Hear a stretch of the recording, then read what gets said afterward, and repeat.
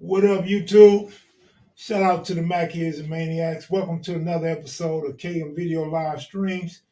Our special guest tonight, OG Cutes. And we're here to talk about Pretty Boy. And before this is over, I'm going to give you guys the information for those that want to contribute. And I'll break all that down for you as me and Cutes remember Pretty Boy. What up, Cutes? What's up, Mac Kids? What's up, brother Kev? How you doing, man? I'm all right, man. I talked to Pretty Boy's sister for a long time this morning, and she's been in touch with me throughout the day. Yeah, and I've been talking to Joanne, and when I remember Pretty Boy's little brother, he was littler than my little brother. He was younger, but I remember, Pretty Boy had a brother. He had a little brother. Marty. Yeah, Marty. What's up, Marty? Hope you're doing okay, brother. Yeah, man. So his sister was telling me about people putting their own twist to Pretty Boy's death on social media. And she pleads that you guys please not put out false information. Pretty Boy passed peacefully sitting up in his chair. And Yeah. At home, look at like home in his living room, probably thinking about what cool music he was gonna put together on his guitars. Mhm, mhm. Yeah, Yeah. he was all pretty boy. He always kept, he always valued time. He always was like abstracted, you know, creating and thinking about doing stuff because he was a genius in his own right. I had been blessed to be around him more than his parents were around him, Wow. and that was through our behaviors. We were together for a very, very long time. You got to remember when a kid comes into adolescence, he's only, 10 or 12. And then if he starts out with criminality, then he usually leaves before he's 20. Mhm. And then if he goes and get an L, he's going to be away for 30 or 34 or 40. So he's around his homeboys more than he was around his parents, unfortunately. And one thing I want to say that a lot of you guys didn't know, Pretty Boy didn't have no juvenile record. He didn't have no juvenile arrests, so I imagine doing that kind of time was hard on him, but he did his time well. He didn't succumb to psychotropic drugs. He didn't succumb, to any drugs at all. He never drank a beer. He don't smoke no weed. He did all of his life, on life's terms, and that means you do life sober. I can't say that for myself. You know, I aspire that now. I reached that goal now, but Right. I mean, I never, at my youth, I enjoyed getting high. I didn't know how destructive getting high was on my thought processes. I didn't. That came incremental and gradually. It's like the person saying, I'm not crazy. Yeah, you're crazy because the things that you're doing, and everything that you're doing shows you're crazy. Your behavior is being crazy. So I called Big Rick yesterday, man, and of course he sends his condolences to the family. And yeah, he was choked up, man. He was quiet. Rick couldn't really put no sentences together, man. yeah, But man, it's he hard when you lose. The closer you are to someone, it's hard to express, put in words. What you're feeling, what you're thinking. Because there's a part of you that's in denial, and I speak in first person. I yeah, mean, I was just on the phone with him, a couple days prior, yeah. and Pierre from Long Beach, he had went over there that same night, and Pretty Boy told Pierre, he said, "Hey Pierre," and Pierre did life with us too. He had got out, and so Pierre Alexander. So Pierre said, "Hey man, is this true? I was just with Pretty Boy that day that you guys were talking on the phone. I came over later. Pretty Boy had put some music together for Pierre because Pierre be rapping. His raps be deep too, like Gil Scott, his raps used to be. So Pierre raps on that level, and he inside the joint, Pierre, James Miller, me, and a couple more brothers, we would go out and talk to the at-risk youth that they would bring up. We were part of this crop program. So the hardest thing I ever had to do in life was to kick Pretty Boy out of the program because he had got in trouble and the lady wanted to write him up. And I said, no, you can't write him up. He's in his last quarter. He's a lifer like me. If you write him up, then he's got to do at least 10 more years if you get a 115. So I said, no, let me address him, and I'm just going to take him out of the program like that. So I took him out of the program. It was hard for me because people start saying different shit, and I was trying to keep myself together. But when we got to the street, me and Pretty Boy, we were sitting up with all of this, artillery and whatnot. And he said, yeah, Cutes, man. He says, I owe you an apology, He says, I know what happened, and you kept me from getting a 115. And man, I said, yeah, man, that was hard on me, man, to do that like that. And so, but it was cool because and I kicked Pierre out of the program. That's true. I was the president, so I couldn't show favoritism. If something happened, then I would have to kick you out, but I wouldn't let you get a 115. That was the rule. I told him, I said, if we're going to have lifers in the program, then we're going to have to, it's going to have to be in our hands. And I got voted out. They voted me out of being the president, and that hurt my ego. And so, but I continued to go out there, And I told Pretty Boy, I said, I'm going to let you come back in the program, but I ended up getting released. I ended up getting my date. Pretty Boy came to my cell. I gave him in football was Cellies. So I split all of my stuff up that I had accumulated a value over 32 years. I gave it to them. I gave them my books. I gave them everything I had. I just said, here, man, I'm not taking nothing home. The only thing I'm taking home is my pictures. And Pretty Boy told me, he said, all I want you to do when you get out, don't get in trouble. And I said, I ain't gonna get in no trouble. He said, because if you get in trouble, then it's gonna reflect on us because we don't know why your crazy ass is getting out before us. That was the talk going around. Well, he's gonna definitely get in trouble.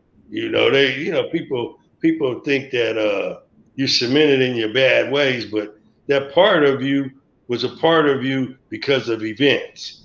And we chose to respond to those events in a way, that wasn't cool, and that's how it is sometimes. A lot of people in prison, Pretty Boy used to make me grow because he would challenge me. He would tell me, he said, what's going on with your writ, Cutes? I said, I got denied, the feds denied me. You go through all the levels when you appeal. I gave this dude, like $7,000 of my money that I earned. Pretty Boy was sitting on like 15,000. I'm sitting on 20,000. And I'm like, okay, I'm gonna break some of this off and get this dude money to do a writ. Pretty Boy could have did the writ, but he was on the other yard. And then he finally came to my yard and I let him read it. And he said, you know why you got denied? And I said, nah, you got denied with prejudice. And I said, I thought they couldn't use race and shit in your writs. What's that all about? He looked at me like I was crazy because I was crazy. I was looking at words, to be words. Like someone say, oh, you antisocial. And the mother say, oh, you don't like to be around people. No, that ain't got nothing to do with not wanting to be around people. It's from the DMS-4. So law words, legal words, the jargon is totally different. So he said, no, man, the prejudice is you didn't get, your writ denied because, they didn't believe in what, was saying in the writ about your case. You got denied because this dude didn't enter it on time. He went past the due date. And I said, for real? He said, yeah, man. So I got on the phone and I started cussing the dude out. And I didn't know nothing about a terrorist threat. I thought a terrorist is a person that comes over, tie bombs to him. That's a terrorist. So I'm threatening the dude on the phone, cussing him out, and the phones are recorded. And the people in the gun tower could hear. So everybody in the day room, they're like, damn, dude is going off on the phone. So they like, he's tripping, I'm tripping.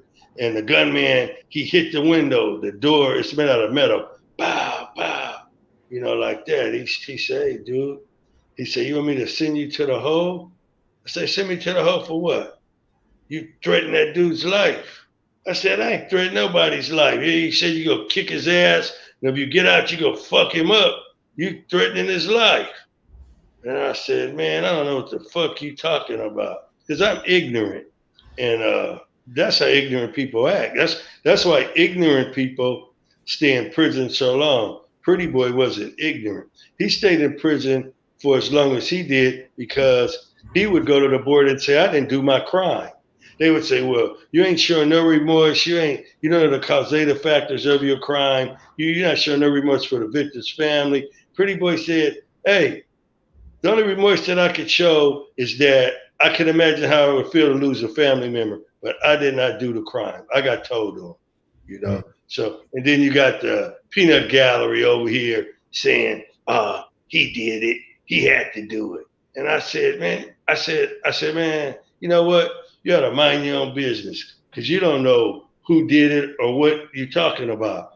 If he said he didn't do it, then he didn't do it. Did you do your crime? Yeah, I did my crime. I say, okay, then that's your business. If he said he didn't do it, he didn't do it. I believe he didn't do it like that.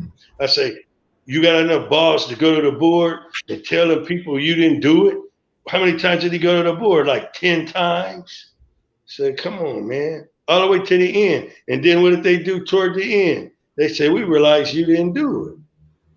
We realize that we can't keep denying you parole because of that. So Pretty Boy had a strong mind. Imagine you being on death row or something and you didn't do it, but you just there because you kind of poor, and you don't get the best representation. And you hang out with these kind of guys over here. It's easy for the jury, that comes down from those hills to look upon us, as trash.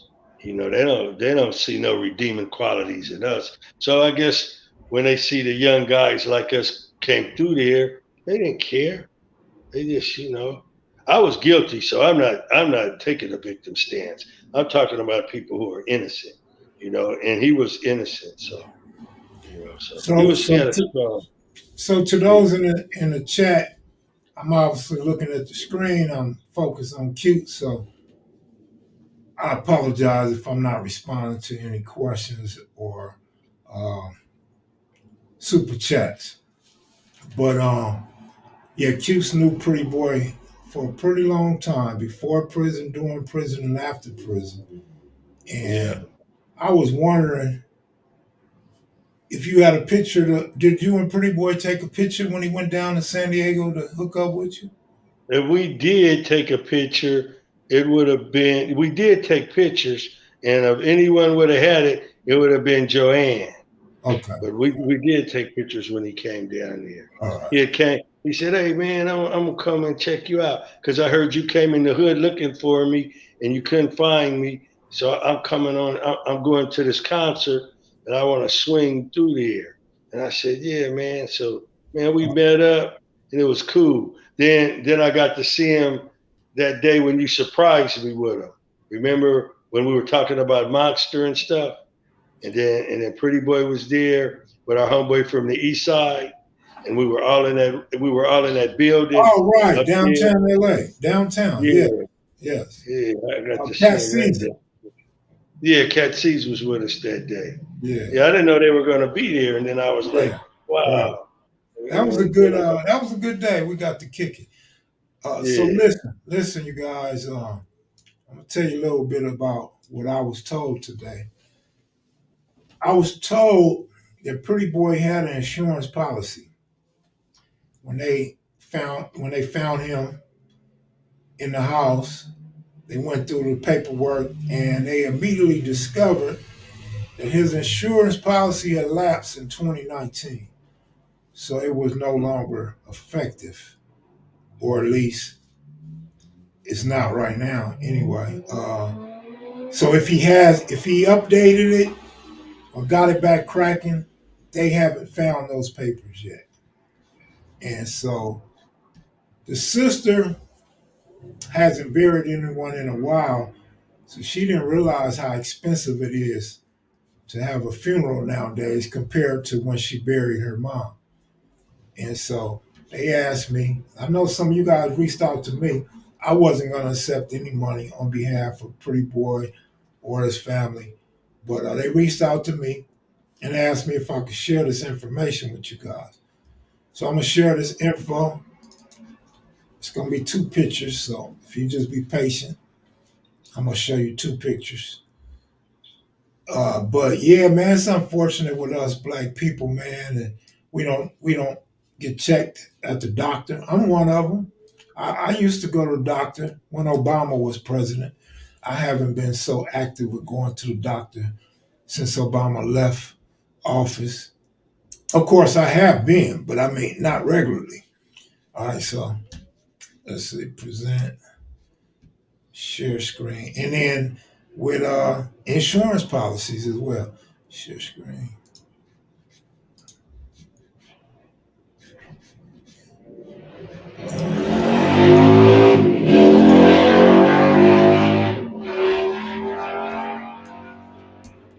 So this is the GoFundMe.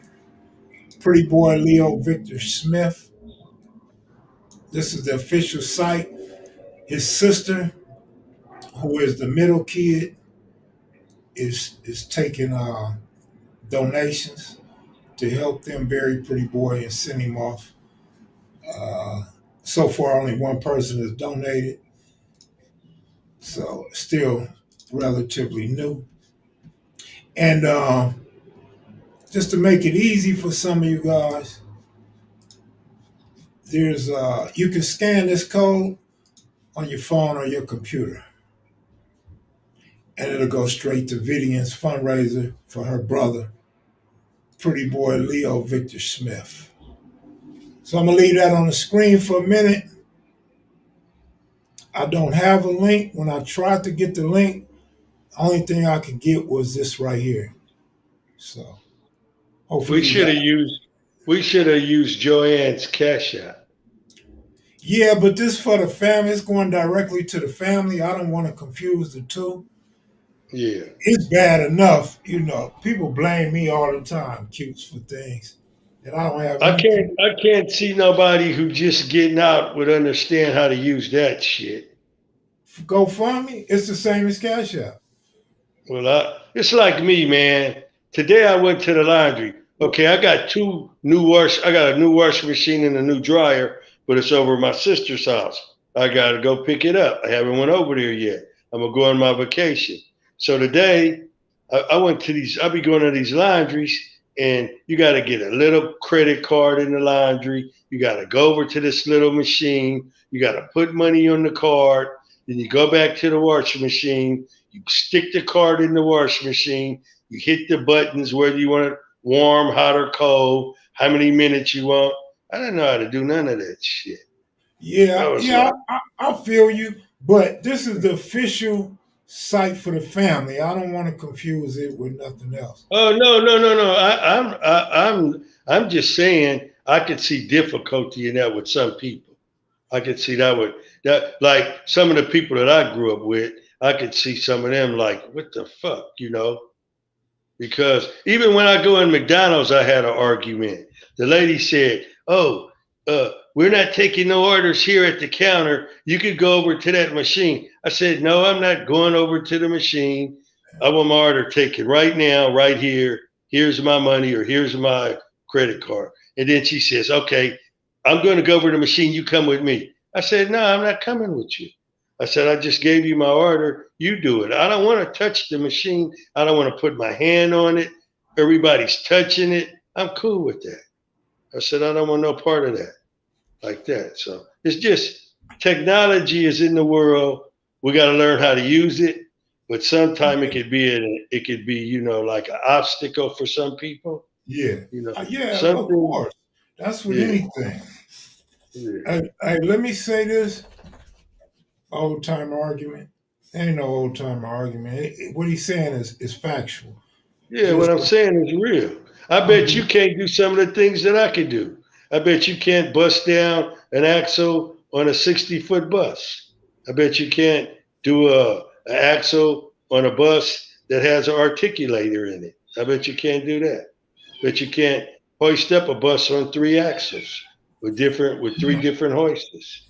So and there's things that I could do that would blow your mind. yeah, absolutely, Cuse. Especially, you a mechanic on buses, and we all know that the way we work on cars and automobiles nowadays is different from how you did back in the '70s. So, Yeah. absolutely, you know how to do some things these people don't. Yeah, And and I didn't got demoted. Now I'm on my way back up. When I got out of prison, I went to United Truck Driving, got my Class A, still got it to this day, and I was driving trucks the Arizona route, back and what up, forth. fam? Did it 2 years. Look, So look. I don't want to get into no arguments or debates with the chat.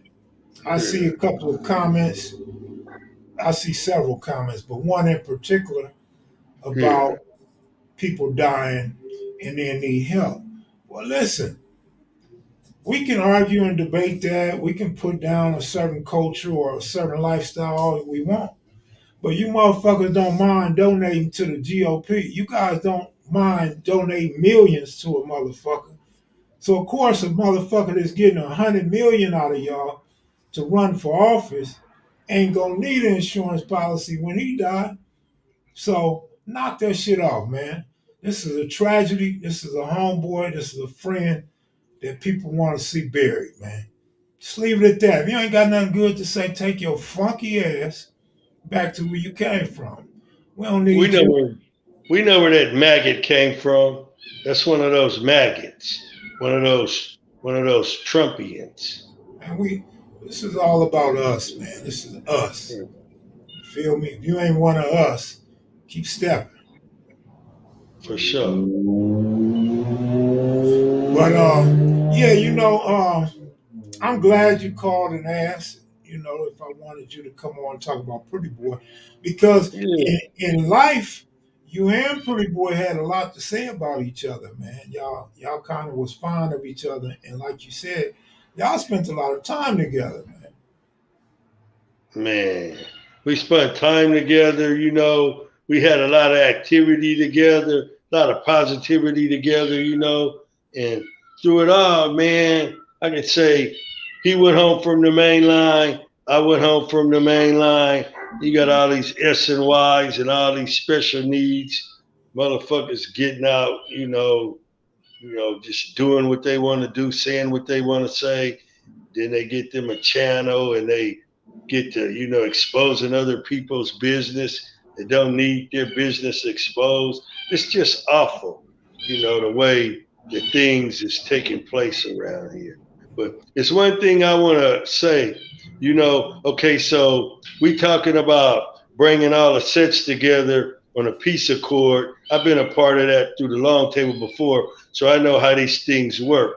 And I'm going to tell you something. Each individual has to buy into it, and then it becomes the collective. But it has to be brought into by an individual.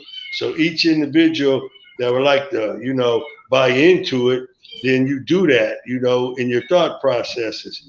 And there's not going to be no hammer in the toolbox if we all come together and decide to quit set tripping and all of this stuff that's been going on, since gangbanging really started, especially when the divisions start taking place.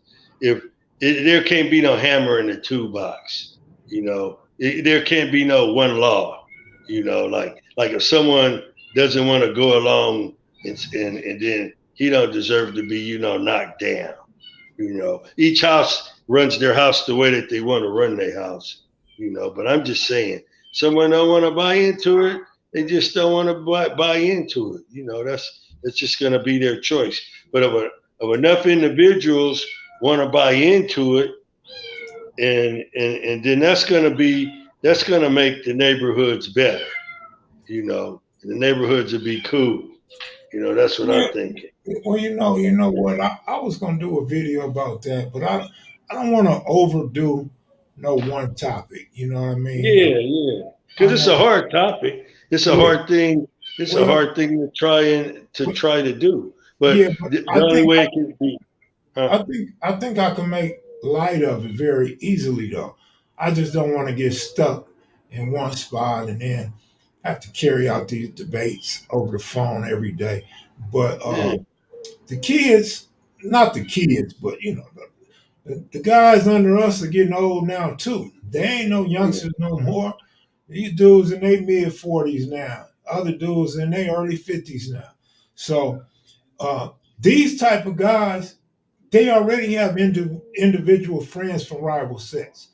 These dudes already have made friendships with guys through these motorcycle clubs, through low riding events, through these dispensaries, through selling crack ounces of dope and stuff like that, weed, stuff like that. Um, and so it's not as bad as people think. It's not that we all don't get along. It's that we don't get along as a whole, as a group, as a gang. And we are too old for that. Most of us are too old for that. But what happens is when the older, and I'm gonna tell y'all a story. I'm gonna tell y'all a story after this. But when the older guys, and then the guys up under them, and the guys up under them start bringing the youngsters around one, two, three at a time so they can see it, it's gonna catch on. Now, yeah. let me tell you a story real quick. I'm not even gonna say their name because I didn't ask them if it was all right for me to put the story out there. I got two homeboys in good standing, really good names from my neighborhood. You know one of them, Cutes. And they ended up going to a car parts store in A-Trey Gangster Hood yesterday, Manchester and Western. And they were like, shit, what we need for the car, we can't wait till we get back to the hood or some other hood. So we got to go right here. And one of them called a youngster from A-Trey Gangster that he did time with. He called the A-Trey Gangster up. He was like, what's up, man? I'm over here in your hood. He like, nigga, come through. Gave him the address, told him to come around. So the homies go around there, get out, go inside, and it's a bunch of A-Trey gangsters in there. Now listen, that's a start right there, man. Who would ever thought 260s could come into an A-Trey gangster spot like that, just spur of the moment, homie? Basically in a crisis because the car was, they needed car parts. And look, man, one of them dudes knew him from jail, knew him from the marshal. Other dudes heard of him.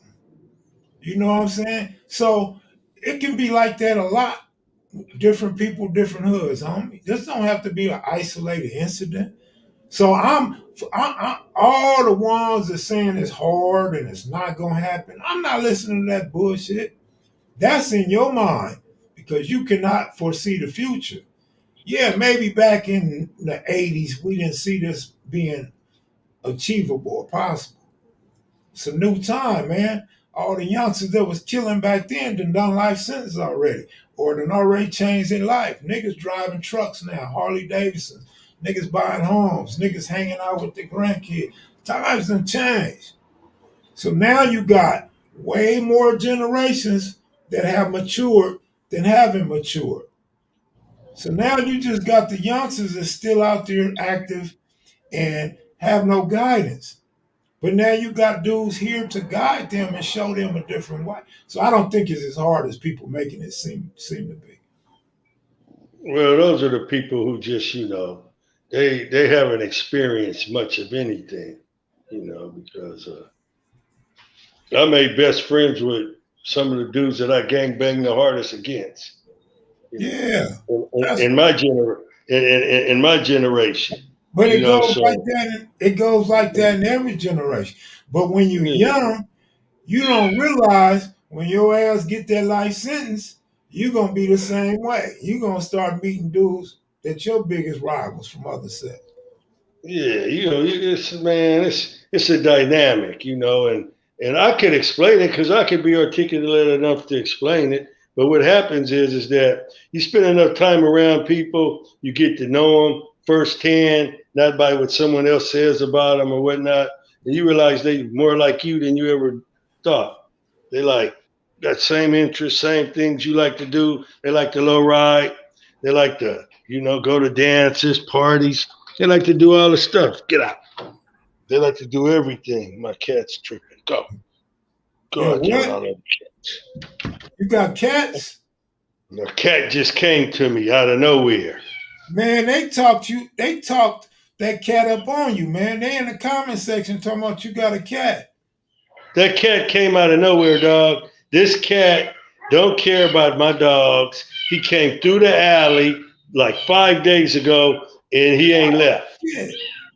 I thought they were And talking I feed him. I give him water, and you've been he's watching crazy. Cartoon 5 Trey too much, man. You went and got you a cat. Yeah, cartoon. I never disliked them.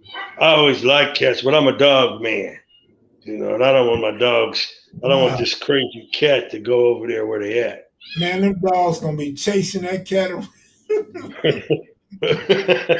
The good thing is he jumps up on top of the house, or he gets in the tree, so he knows how to move around. I asked Pretty Boy.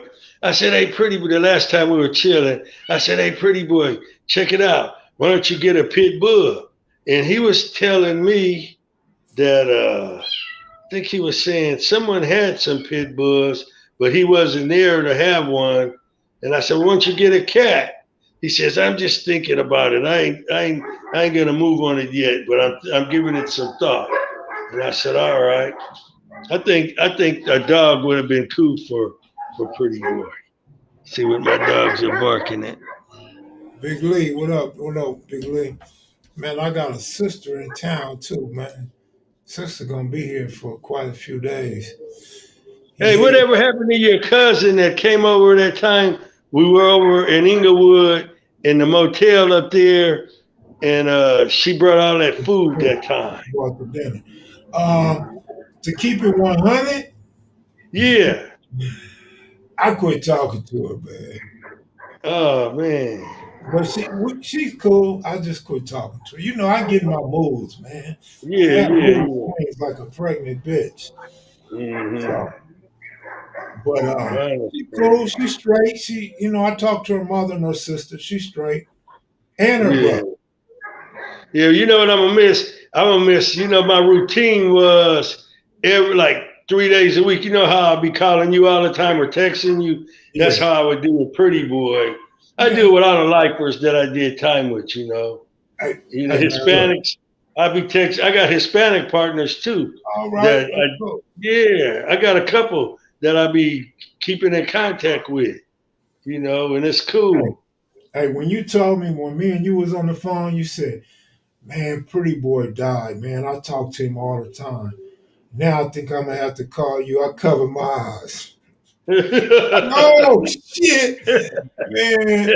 I ain't got enough time in the day to talk to you, Q. Well, you're getting the slack You, because you know, I would call Pretty Boy at night. I would text him. I would always send him stuff. You know how they show James Brown dancing or something you'll see in a short? I would always rush it to him, and he would send me stuff like that. We would go back and forward. He liked the Three Stooges, so he would yeah, always send me old ones of the Three Stooges popping each other in the head and doing all that and dancing. They would hook it up to dance music. And I'd be like, damn, dude, this look like he's doing the crip walk. Hey, when I was talking to my homeboy Peanut, and Yeah. Peanut told me, he said, man, he said, people call you all day, man. He said, your phone don't never rest. I said, yeah, that's why I'm about ready to turn this thing back off again, man. Yeah, lucky I got two of your numbers, so you Yeah, can cut that one off because I'll call you on the other number. yeah, you can hit me the other way. You're right. That's how Yeah, Peanut hits me. But I said, man, it's yeah. about time I turn this phone back off, man. I can imagine how many It's getting calls you be hectic. getting. It's getting I'm gonna be hectic. like, man. And they had me at work today. I was deep in the field and I was over there working. Then I started thinking about Pretty Boy when I was way out there because I took these pictures and I wanted to send him one. And then I caught myself because if I go to Messenger and all of my friends are in Messenger, so I scrolling down and then Pretty Boy got on he looked like he got on. It ain't a Borsalino. It looks like a Humbird or something, and he got it on. He got on blue, and I was like, fuck, because I almost hit it. I almost like sent. I almost went like that. And then one night I did send. One night since I did send a short to him. You know, so his post is still up. You know, so I look at the last one. He responded to me with a thumbs up. Like this. He went like that with the thumbs Hey, up. hey, so listen, Q, I got Yeah, two. I got two for you, man. Number yeah. one, tell us about your conversation because you never told me about Bull, Pretty Boy, and you was on the phone conversating. What was that about? Okay, so 3 days prior to this, I had called Pretty Boy just to talk to him like I always do. And we were kicking it. And then he said, yeah. Oh, I asked him, did I know the brother who they were all at the brother's funeral. So I asked Pretty Boy, did I know that brother? And Pretty Boy was telling me I may have known him like that. And then he was telling me something about his brother or something. And so we were talking. And then he said, yeah, the homeboy Bull want to get at you. And I said, okay, that's cool. I said, but let's talk to him on a three-way because you know him. And then we talking on a three-way, it'll be better. Let's three-way talk. And so Pretty said, okay. So Pretty sent me he said, well, we can't do it on this number. Let's do it on a neutral number. So we did another number. And then 2 days went by. And I called Pretty Boy and I said, we got to talking. And I said, damn, Pretty Boy, you sound good today. And he said, yeah. And I said, cool. And then I didn't hear nothing. So I said, damn, Pretty Boy's getting well. And then Pretty Boy said, okay, I'm going to call him. Wait a minute. So he called Bull and then we just got on the phone and we were talking. And, you know, when Crips talk to each other, it's like we know each other. It's like we cousins. You know, it was easy to communicate with them. You Yeah, know, and we Me and Bull talk like we've been on each other. But I yeah, knew yeah, so, I knew a Bull since the '70s, but I had never met him. I even seen him in the yeah, newspaper, and I was like, "Oh, dude's still alive." And now yeah. here we are talking on the phone. So when I go to LA, I'm gonna make it a point to go by and Oh see yeah, Bull. I want to meet him in person too. Yeah. So when I go to LA, I'm gonna meet him too. Well, he's a So, positive so brother, man. You know, he's from his neighborhood. You know, he got a family now. He's doing grown man stuff. He's responsible, and you know, they were talking about you know, all the G's coming together. You know, outside of a funeral. You know, and you know, it's funny, man, that now we've all come together. I want everybody to come, man. I want all the homies to come from all the sets. You know, we have a man, beautiful funeral.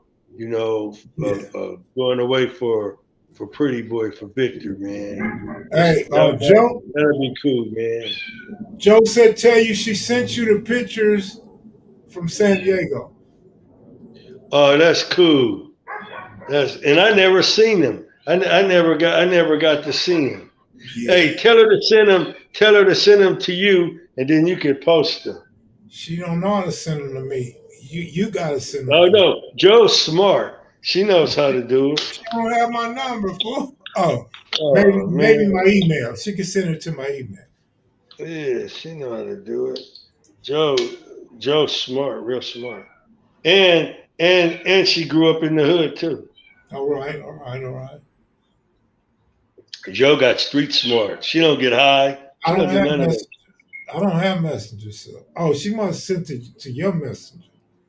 So yeah, once I get stuff in Messenger, I can't get it out. It Oh, just stays locked in Messenger. I can oh. send it to someone else in Messenger, but I can't send from Messenger to WhatsApp app. Gregory Cheatham. Whose cat and dog is that? That's cute. Cute's got a cat and how many melon walls you got?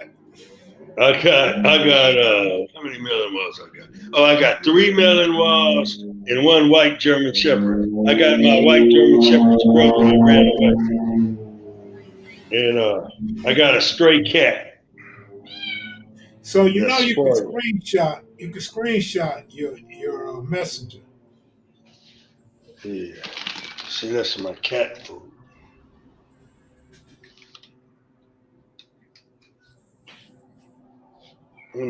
Let me go. No, I'll just do it later. Tell her to screenshot it. Tell her to screenshot. Tell Joanne to screenshot it and to send it to you. Hey, I want to see him because I I'm didn't see him, but I remember that day we were over there by that McDonald's and they put up in the bins. He had a clean bins. That bins was clean. And I was like, wow, that bins is clean, dog. And I think that was like 2019 or 2018. I think it was back. I think it was that long ago. I want to say it was back then. It sound like a zoo over there, cutes. Yeah, well, you can't have guns anymore, because they would give me another L. But Right. if my dog fucks somebody up, then I don't know whose dog that is. I mean, I'm not saying it's mine. I'm not going to snitch on my dog, and I know he's not going to snitch on me, but he's going to go down for it because I'm not. Man, that's hilarious. Yeah. Hey, I know you better than that, cutes. Well, If they he's try to put locked your in. dog to sleep, you gonna take up with Man, that dog, man. shit, it'll be like when the dog pound was over there, like on 10th Ave, and we broke up in there to steal some dogs, and we went over the wall. It's a red concrete wall, and you park the cars by the wall. So we jumped up on the cars, we jumped up over the wall. Now we in the dog pound, and we in there trying to get some dogs, and these people come out on us, and we had to get out of there. But yeah, we went over the wall to get some dogs one time when I was a kid. Yeah. I don't know if that dog pound is still there. Hey, that was funny as hell, cute.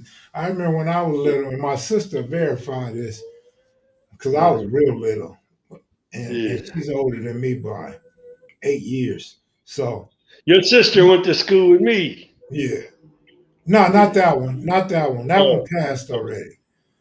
sorry to hear that. Yeah, so this is the one in Houston. So when my Mm. mother got tired of a dog, she would Yeah. take him to the pound and just leave him No, that's cold. because they used to charge you. And Yeah, but they're gonna put it to sleep. That's the only thing that's messed up about the dog pound back in those days. Now they no, try to act like they don't put them to sleep. They try to find them a home. yeah, no, they used to do that because we could go back and look at the dog in the cage. Oh, well, the only ones they put to sleep is the ones that don't want to share a cage. Like Yeah, if a dog, because and the they ones need that bite room. people, the ones that Yeah, bite. they put them to sleep, those kind, or quarantine them. Yeah, that's Hey sorry man, to hear your that. dogs ain't no joke, man. That I one, didn't even, I didn't even train them to be mean. They just, when you live by an alley and people walk by, melon walls go crazy anyway. So they're already high strung. They'll bite the metal and the gate. One of them gnaws on that sometime.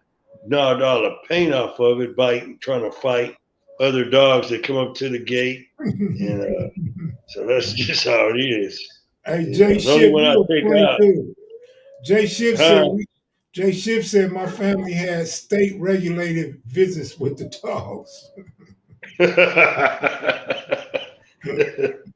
Hey, Hey, what hey, about those? Okay, what about the white women that get the chimpanzees and the monkeys bite their face and they get them crazy ass monkeys, and then the monkeys go off on them, so they take the monkeys to a sanctuary, but they still want to go visit them. I mean, I never wanted a monkey I or did. anything. You wanted a monkey? I wanted a monkey, but my mama told me they were too crazy. Yeah, man, they just snap on you. I Where's never Cynthia wanted a Nunn monkey. at? Cynthia Nunn, where you at? Shout out to Sin. Hey, ask Cynthia Nunn, do she remember me? She Ask her, ain't do she coming. remember? Ask her, do she remember me, Joe Ransom, Michael Steele used to set up the visiting room, put the tables together for Mrs. Nunn, and put all the pots out so she could feed her baby when she would come up every other week or every week to visit her baby. Oh Ask her, wow. does she remember me? Wow. Hey, Joe Yeah. says she sent that picture as a text message. Oh, cool. I posted my email, so apparently she's not gonna send it to my email. Let me. Well, I don't want Oh, to. I don't want to click off of you because if I do, I just did. yeah, that's cool. Yeah. Straight talk. Okay. All right, all right. Man, you changed names like a mug, Cynthia.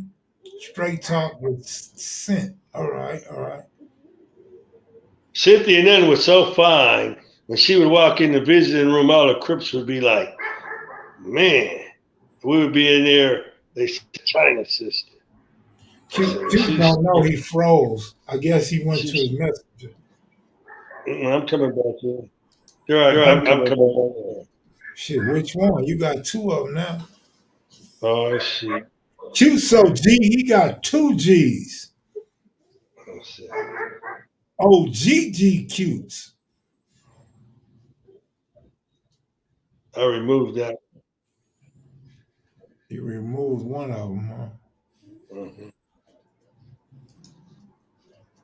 huh?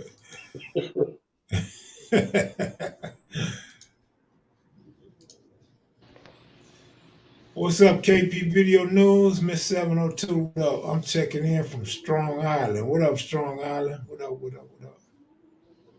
Shout out to Chuck D. Miss 702, Michelle, Angeles Vista, Compton Girl. Shout out to y'all as well. AC Moses said, Miss Nunn, the whole of Compton in love with her. Man risked his life to go see her. That's why they call her the Queen of Compton. Grumpy Author 7. All right, all right. I don't know, man. See, you messed up sending Cutes that picture. Now we ain't got no Cutes. No more Cutes, man. Let me try to send Cutes that link again. Cutes got the Wi-Fi going and everything. He got the cat, the dogs. All he need now is a mouse. Let me hit Cutes.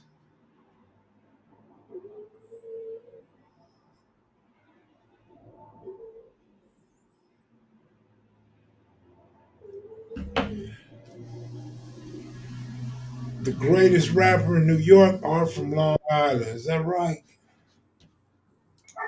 All Yeah. right, I'm Oh, back.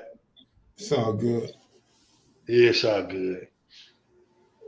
Hey, I remember that time Baba Louie had came over there and we were eating some Louisiana fried chicken on Manchester in Florence.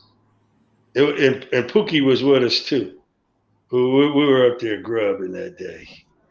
I was like, Go man. go ahead and talk, Q. So I'm gonna grab this email.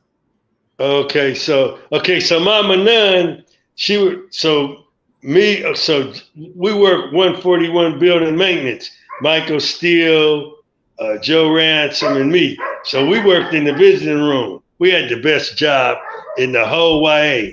So we out there in the visiting room. We eating good. Everybody sharing. Everything's cool, man.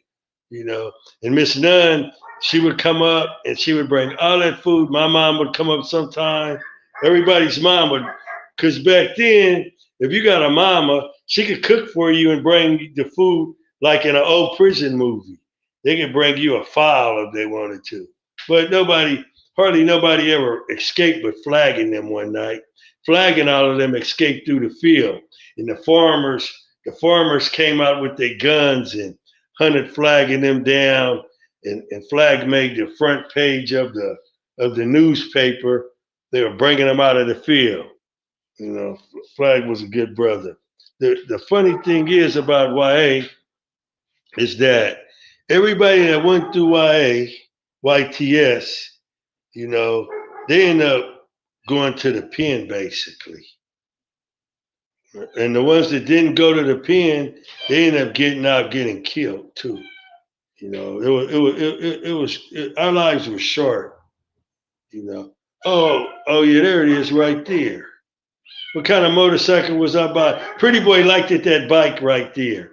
He asked me why did I get rid of that one. Yeah, that was a good day, man. That make me sad. This is the first time I've seen the picture. That sucks, man. Yeah. Kicking with my buddy. Monster's gone. Pretty's gone. Man, Took's gone. Mouse is gone. I feel like a soldier that came home from the war and all of my platoon is gone. But somehow I'm still here. I miss all of them, though. I'm glad I got a homeboy like you and other homeboys, too. And homegirls that hang in there, too. So it's all good. And this Crip history, it's to be valued and appreciated. And people don't understand it. They think we're trying to glorify something. It's just because you got a small mind, and a warped mentality. You don't understand good men when you see them.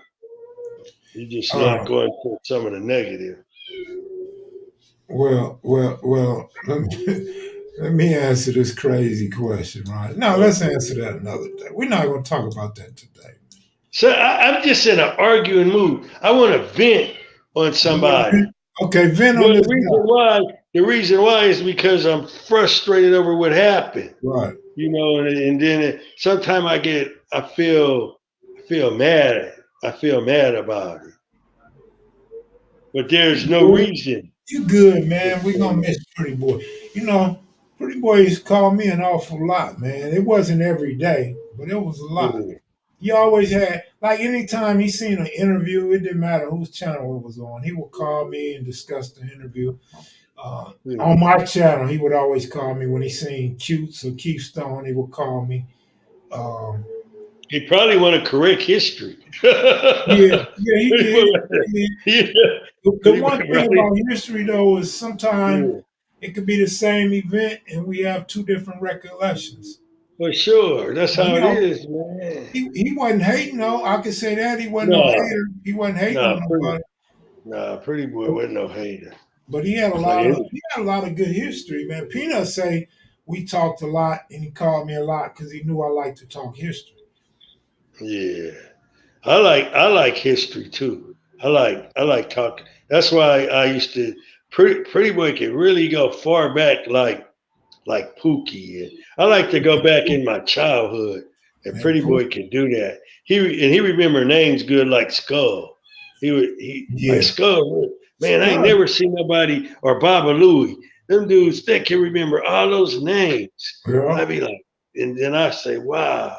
Skull, cool. Skull remembers a lot. So does AC. AC remember names more than incidents. Skull can tell you the whole everything.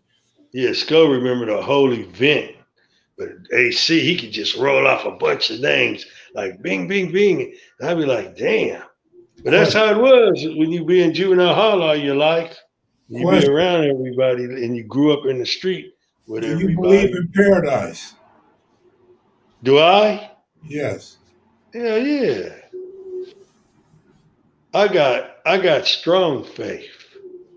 Did you know Michelle posted to Cash App? Cool. Uh, did you Thank you. guys know? I mean, did you know Dirty Red from Six Deuce Brand? That was my best friend. Man, me and Dirty Red, that was my dog, man.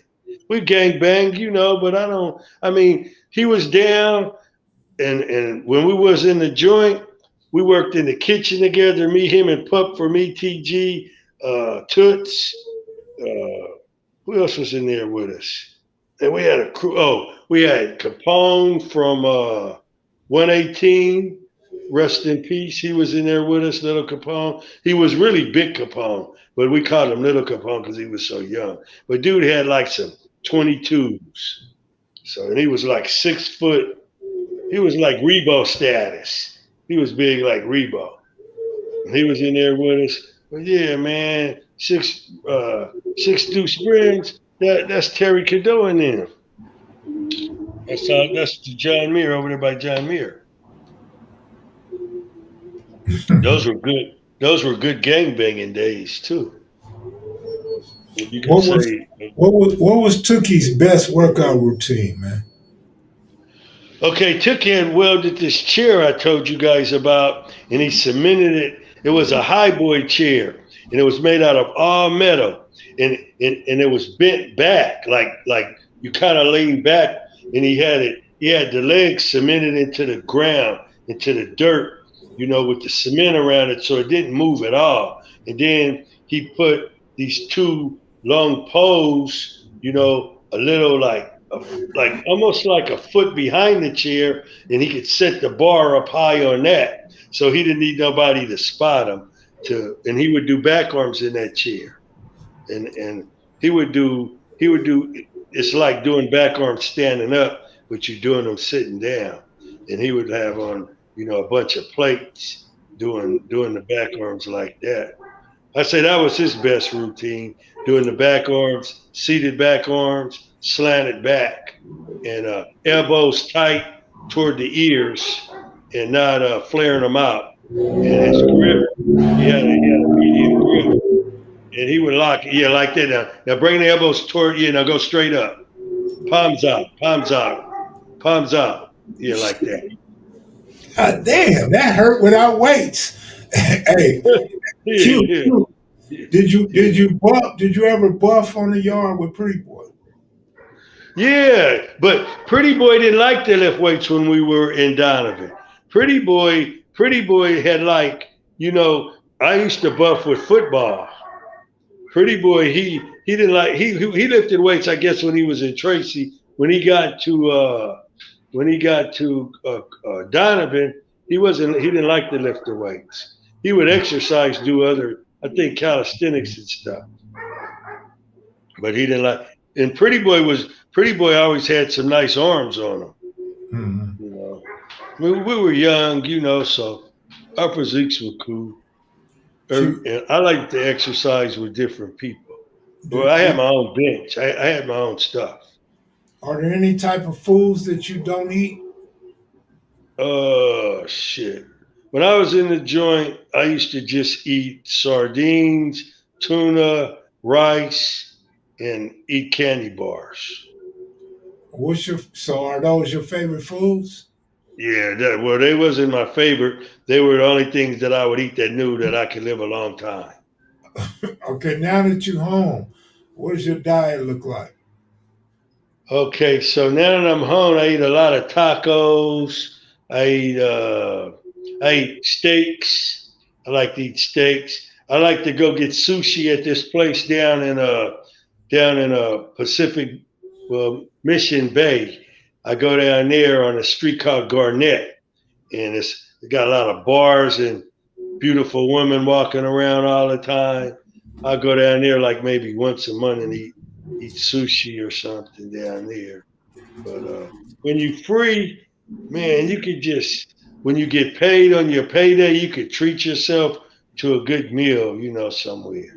But I don't eat out all the time. I got a stove, so I cook on my stove. I got an ice box. I do my own thing sometime. I'll cook some food up and then I'll eat it. I've been, to be old as I am, you guys don't realize it, but I'm 67 years old and I'm still buff. I'm not as buffed as I was, but I still maintain some yokes. I be looking at those bodybuilders who took all those steroids. They be looking sucked up, man. I don't want to come down on them, but when you got fake yolks and fake yolks is real big, and then when you quit taking that shit, man, those fake yolks, your skin, it starts sagging. Yeah. It doesn't look good. Man, look. When I first got on here, I think I told a story about this guy in prison, this white guy. His name was Jason. Jason was buff, man. Jason was swole, man. He was like a short Arnold Schwarzenegger. Yeah. Man, this fool played baseball. I promise, Cuse, I am not lying to you. You can ask anybody that you may know that I did time with in Tehachapi. That fool could never hit the ball out of the infield, man. He didn't have no power? No power. That's crazy. None. Man. He didn't know how to relax. He would tighten up to try to hit the ball. You gotta relax when you swing the bat. You gotta swing it like magic, like almost, I don't know. You could tell when it's gonna be a home run. You could just make connection with the ball. Did you guys play hardball or softball?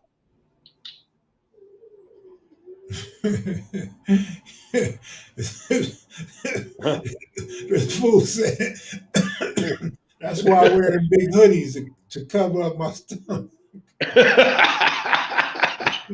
Hey, tell dude to peel. Say, hey, he's asking you to peel out on him. Tell him to peel out on you. I bet he ain't gonna peel. Man. Shit, he's calling you out. Break on him. Break on him, yeah. Hey, remember you thought that was gonna be a Karen walk up on you in the parking lot? Oh yeah, that was cool, man. That lady tripped me out that night. She just walked up on me out of nowhere, and I'd been thinking about Karens. And then all of a sudden I attracted one, but she wasn't a Karen at all. She was just trying to say her prayers, and I was talking real loud in the parking lot, like I was in Mr. Spirit's parking lot on 69th and Western. All right. I had to pipe it down. Dude said you called him out. He's getting ready to come peel out on you. Oh shit! Tell him we're gonna break at the forum then. I gotta get in shape. Meet me at the forum at the next Parliament concert. And you better have some wet daddies with you or don't show up at all. Hey, they said you tried to peel out on Jamel at Washington, then you went and got took him. You damn right, because that Jamel had some monster shit. Grown man shit. We got a picture of Jamel when he came home from YA. And that's how he looked when he peeled out of that green coat at Washington. Remember that picture we had? Yeah. Show him that. Put that picture up. I don't have it. Oh, you don't got it? My main picture disc done broke, so I need to get that fixed. Oh man, that was a cool picture. You said, Cute, is this Jamel? I'm looking at the picture. Yeah. And I said, wait a minute. Then I called you back. I said, that's Jamel. Oh, he peeled out on you, Cute. Hit a quick peel on him. Let's see the video. I'm 40 now. That's what's up, dog. That's what's up. Okay, but you know what? I'm gonna peel back. It's on. It's a gun show now. Check it out. Wait a minute. Let me see. Cute got rocks. Ooh, Cute. I mean, Cute. Oh, gee. Hey, I'm 40 now, but I'm still gonna peel out on. Okay, well you gonna try to knot it up with me, but boy, you gotta knot it up I'm right, out, boy. bro. Good But shit. Good see, shit. I'm out, these bro. are real yolks here, boy. That's that Popeye shit.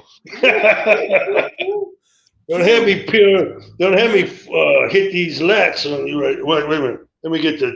Let me get this stuff to bouncing right here. There we go.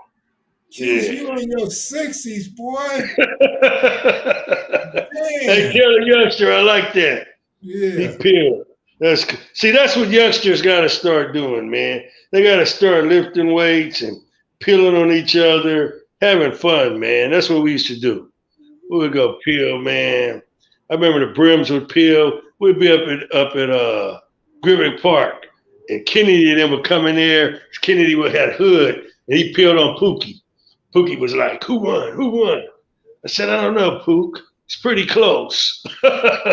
Damn, Q's, you 67, boy. You still got a knot up under them shirts, boy. Oh yeah, that's from working, man. That's that penitentiary iron, man. My yokes were real yokes that came the hard way, man. You know, curling the water bag when they took the weights. I was determined when you take my weights away, I'm not gonna shrivel up because you want to break us and you want to make us frail. You want to take away our spirit.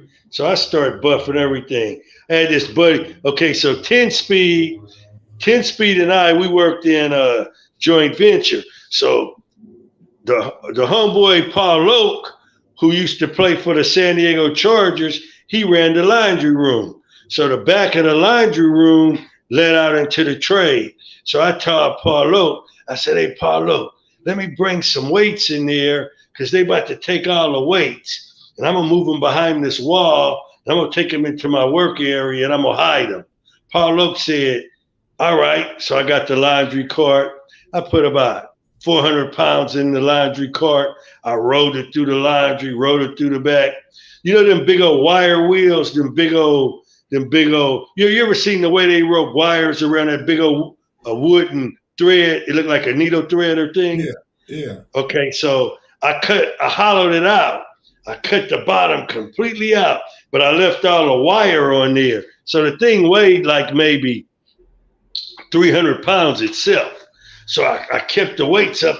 I put all the weights up in there, all the plates. So I had two of those, and I put my dumbbells in one. Then I would take the forklift, and I would set it down over it. So when they would come in there to search, they could never find the weight. But they was wondering how me and 10 Speed and a couple of the brothers back there were staying on swole. You know, they said, "These motherfuckers ain't fell off." You know, and we'd be back there buffing. So one homeboy would be keeping a lookout, while the other one's getting his buff on. Then we'll get the forklift out, put all our weights back up in there, set that big wire wheel down, and that's how we rode in there. Yeah. And we did that for years after they took the weight. Remember, they took the weights in 97. Yeah. 97, that shit was gone. Yeah. I don't know how them brothers is doing all that time now without no weights. Water bags and calisthenics. Yeah, but I mean, I'm talking about the fun of lifting weights. Right. Yeah, the fun of talking shit to each other, right, flexing on each other all day. Well, you know they don't hit the weights nowadays like back in the day anyway. Yeah, and we would go to the shower with our jackets on.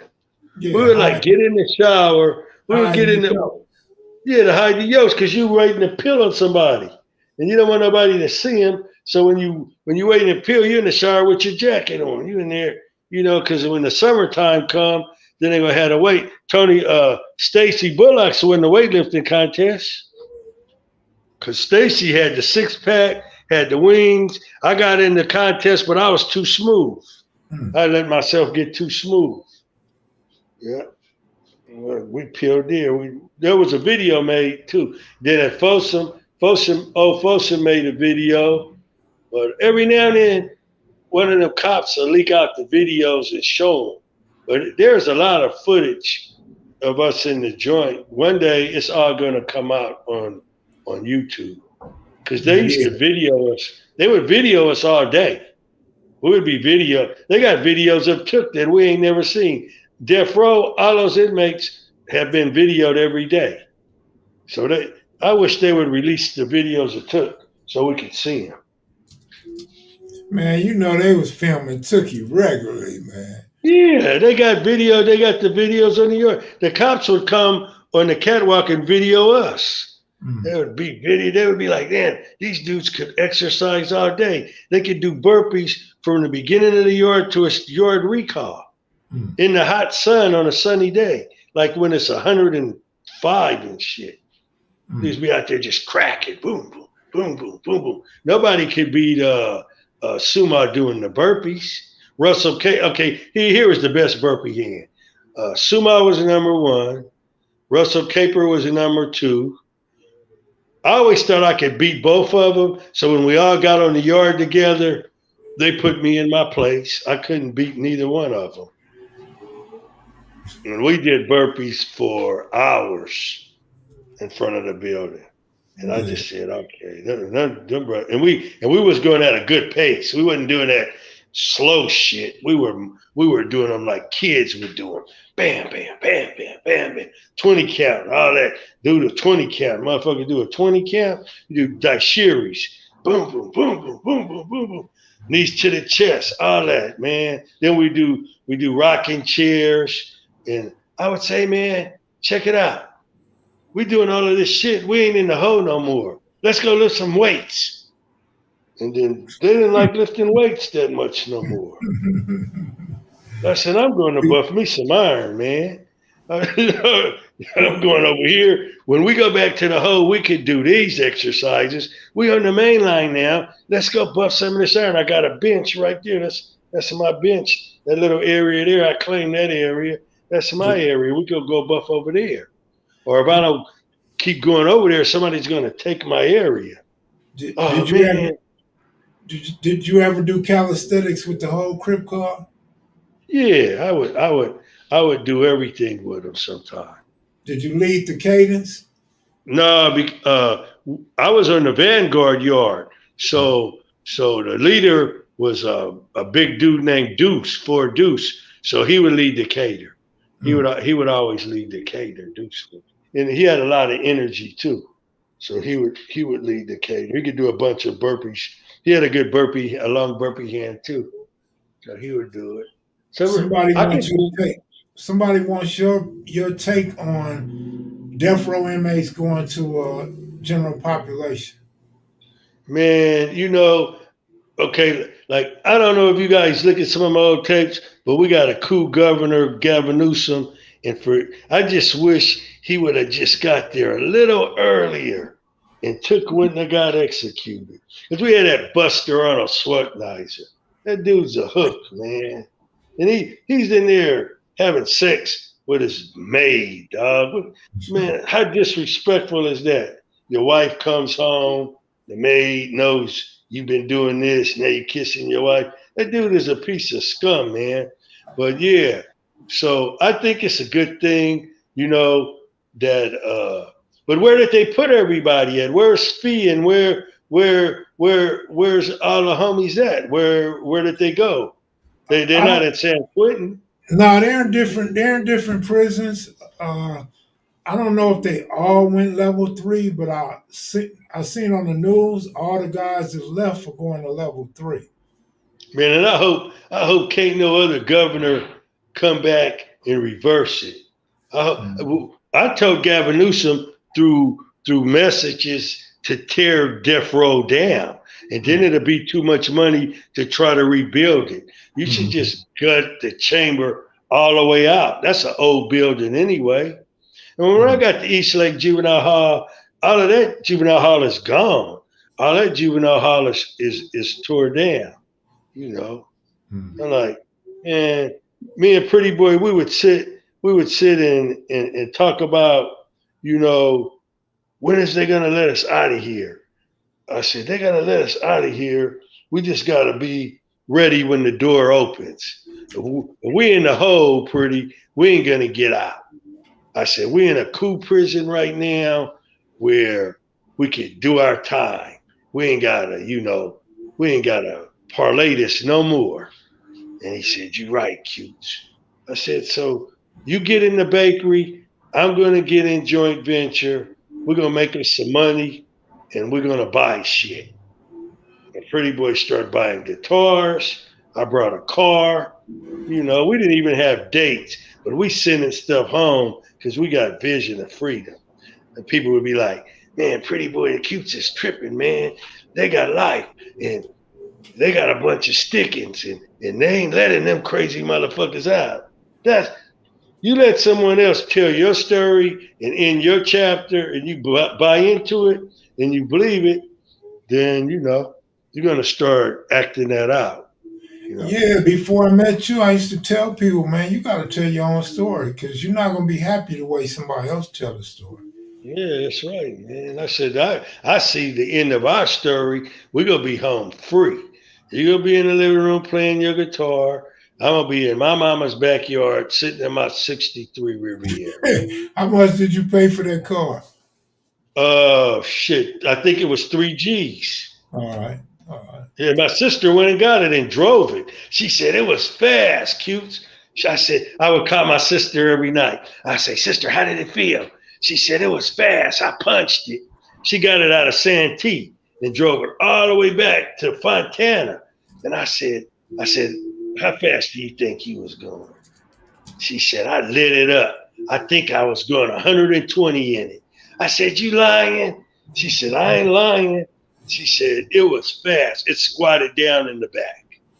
I said, damn. You know what year that was? 1997.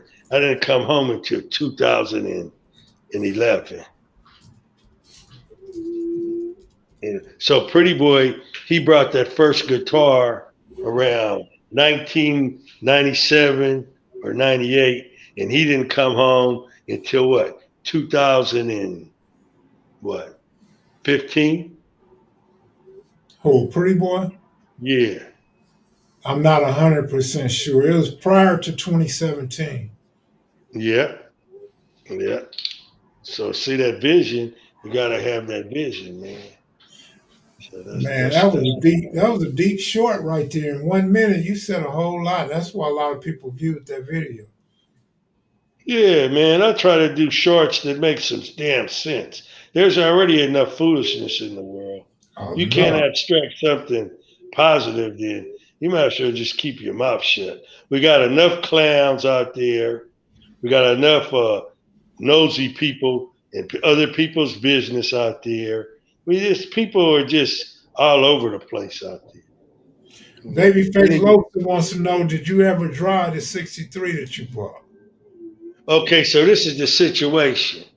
So my dear mama, she didn't put the INOP on it. So I gotta save up some money to pay all of that back, for not having it registered since 1997. So what I did is when I got out in 2011, it took me a while before I could go over there because they wouldn't. I was on high condition parole, so I had a curfew. I used to have to be in the house at 10 o'clock. And that took place for almost like 4 years. So and I couldn't leave the county that I was in. So once my parole officer retired, I got another parole officer, and then they gave him all the lifers in San Diego. He got every lifer. One parole officer got every lifer on his caseload. So he told me, he said, hey man, I come over, I drug test you at 3 a.m. I come over with the police, I search your room. He says, I got your whole record right here. He says, I got some good news and some bad news for you. I want you to come down to my office tomorrow. And I said, some motherfucker's gonna violate me for some bullshit. So I was thinking about not going. I was thinking about not coming. And then some said, well, if he was gonna violate you, he would have did it when he came over there. So just go. So I talked myself, I went, and he said, okay, so what do you want to hear first, the good news or the bad news? I said, tell me the bad news. He says, I'm not going to be your parole officer anymore. I said, oh, man, that ain't cool, man. You might put me on a caseload with a dude that hates lifers, and he'll violate me for anything. He says, but you didn't ask me the good news. And I said, okay, what's the good news? You ain't on parole no more. And then when he told me that, that's when I went over my mama's house. I got in my car and I drove it. The car started up, dog. It kicked over. All I had to do is put some gas in a Coke bottle, pour the gas in the carburetor, 4-barrel 401 nail head. Black smoke came out the tailpipes. I cranked that sucker up and I pulled it out the alley and it started leaning like an old car does. Felt like I was in the Scatmobile. I drove it. But if I would have got pulled over, they would have impounded. So it's back there now, still in my mom's backyard. So Joanne said Pretty Boy parole November 2015, and Ling says he was with you in 1997. He thinks in R.J. Donovan. Oh, he had to be, because I got the Donovan. I did 13 years in level 4, and I got the Donovan, I think, in 93. And James Miller got there, I believe, in 93 too, 93 or 94. Yeah, he was in 97. I was there. What yard were you on? Because they had 1 yard, and then they had what was it? 3 yard, 1 yard, 3, and then they had Fish Row, and I think 2 yard. Yeah, Little Devil was there from the 7. Joe Ransom, he was there for a little while, but I didn't get to, like, I would holler through and we would holler at each other through the gate. And we never got to get up on each other and say hi. And I never got to see him on the street either. Where did your cat go? Oh, let me see. Dog's probably ate it, man.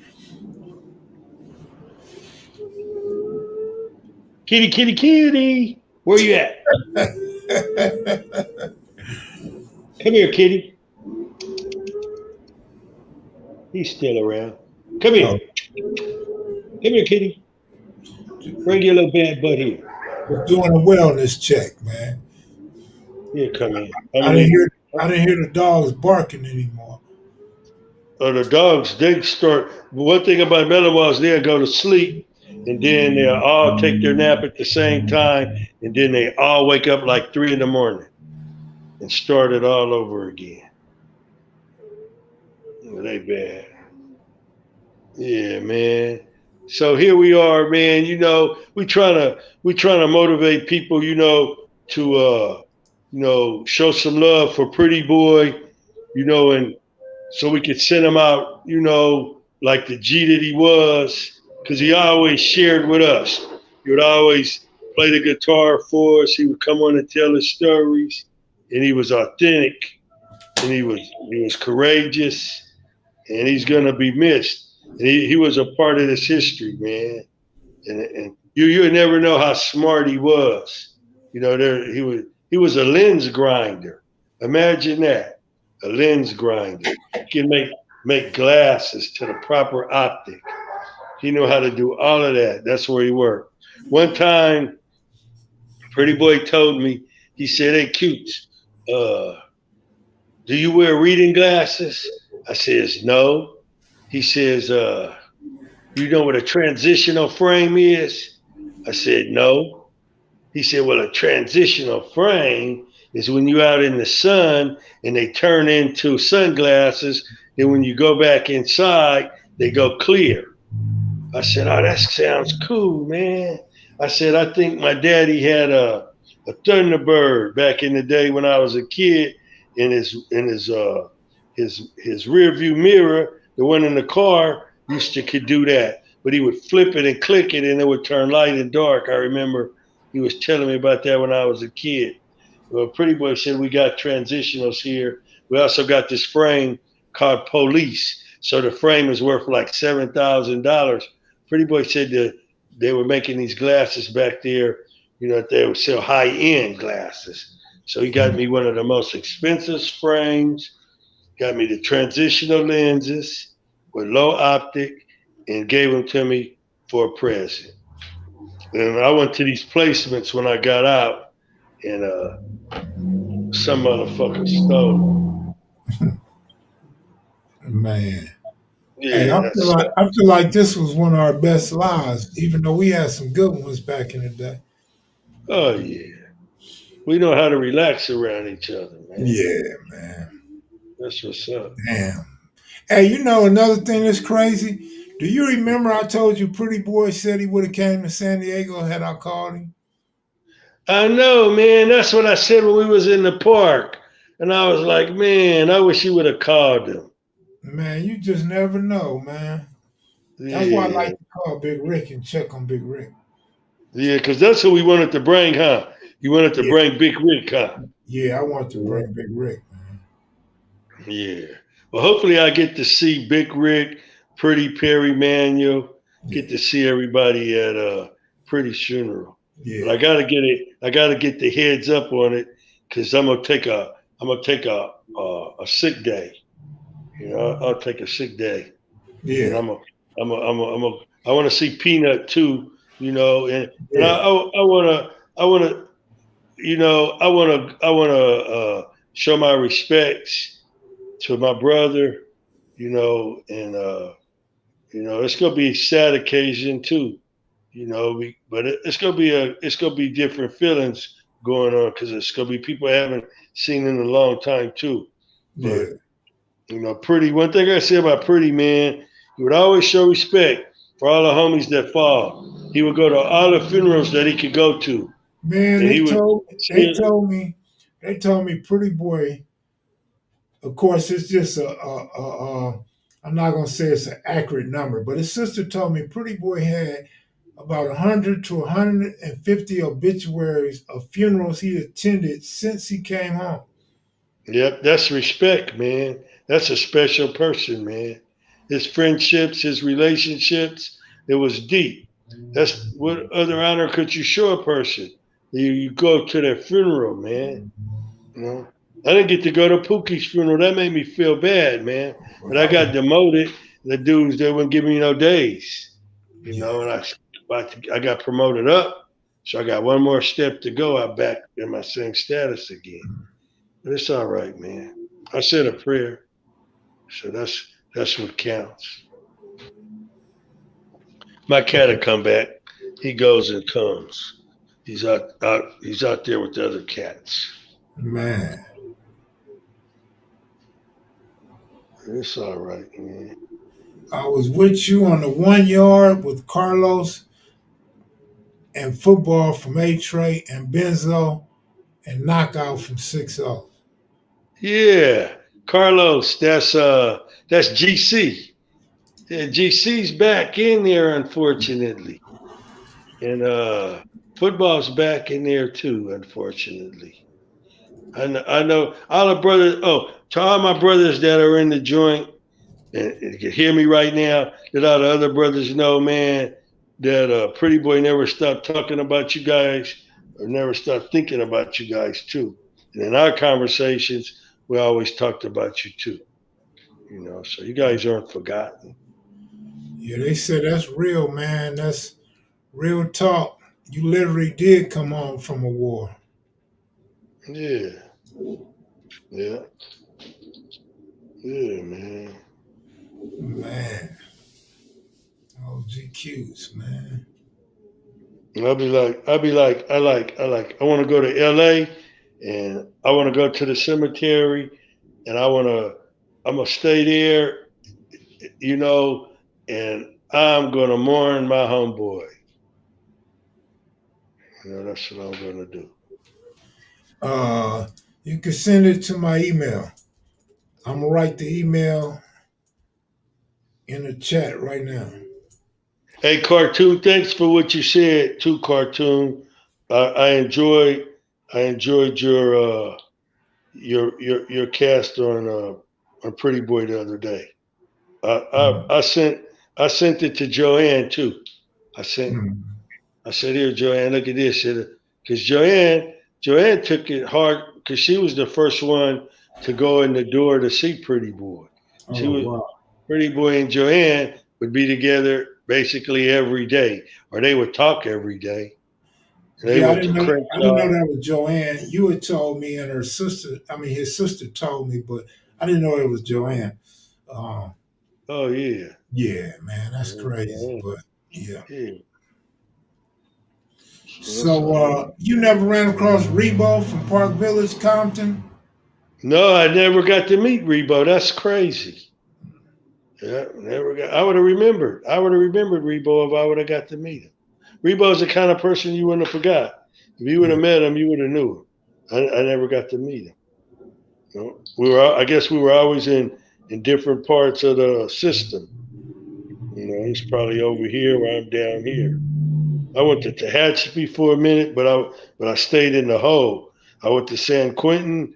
I stayed in the hole there, and then I went Folsom, Old Folsom, main line in the hole, then Tracy on the main line, then in the hole, then back to Folsom, and then to Donovan, and Hmm. then Corcoran. I went home from Corcoran. Hmm. Yeah. You, That's how I learned. That's how I learned that all the people that get shot or paralyzed, they don't feel sorry for you. They got a yard for those people. Yeah. And they got a big yard, and they get shot in the face. They blind. They all in that yard, and those cops do not feel the least bit sorry.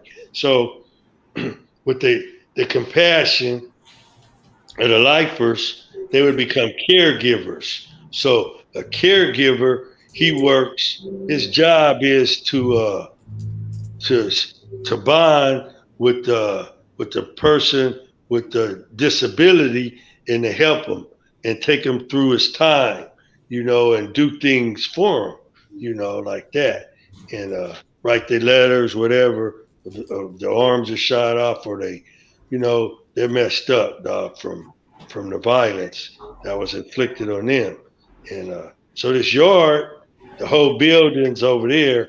I never knew that until I went there. I was like, oh man, what the what's going on? You know what I mean?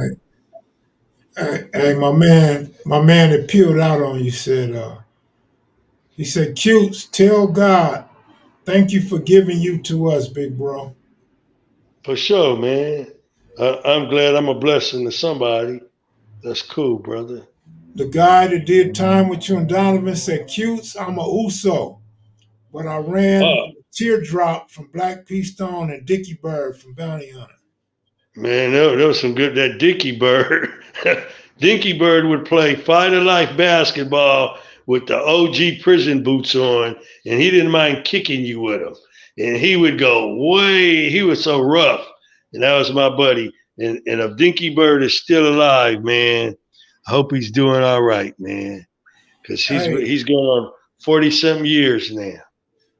hey, Mr. Wooten, I was asked this question yesterday, and so I'm gonna answer it once again. If there was anything that I would change in my life if I could, it would be snowboarding down a snowy mountain in Las Vegas with my kids when I ruined my back, when I cracked my spine, man. That would be the only thing I would change in my life, man. Damn, you did that? Yeah, I would have never did that. yeah. Hmm. How What, fast do you think you were going? I don't know, Q, to be honest. It Yeah. wasn't no outrageous to where I was scared type of thing. I was just ready to break my fall, man, because it seemed like I was going down that hill forever. And didn't Damn. know at the time that I had broke my fingers too, but Oh, you yeah, hit a tree? a tree stump, yeah.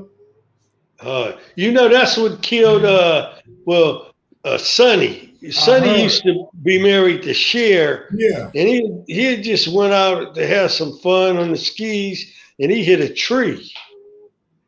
yeah, that's what I heard. I just found Yeah. that out. Oh, you did? Yeah. Yeah, man. That's the skis ain't no joke, man. Skis are snowboards. I ain't Yeah. never been in the snow. Well, when I was at Tehachapi, it snowed. So that was the first time I had ever been in the snow. Was Let in me Tehachapi. I seen them pictures today too. Yeah. See if I can pull them up.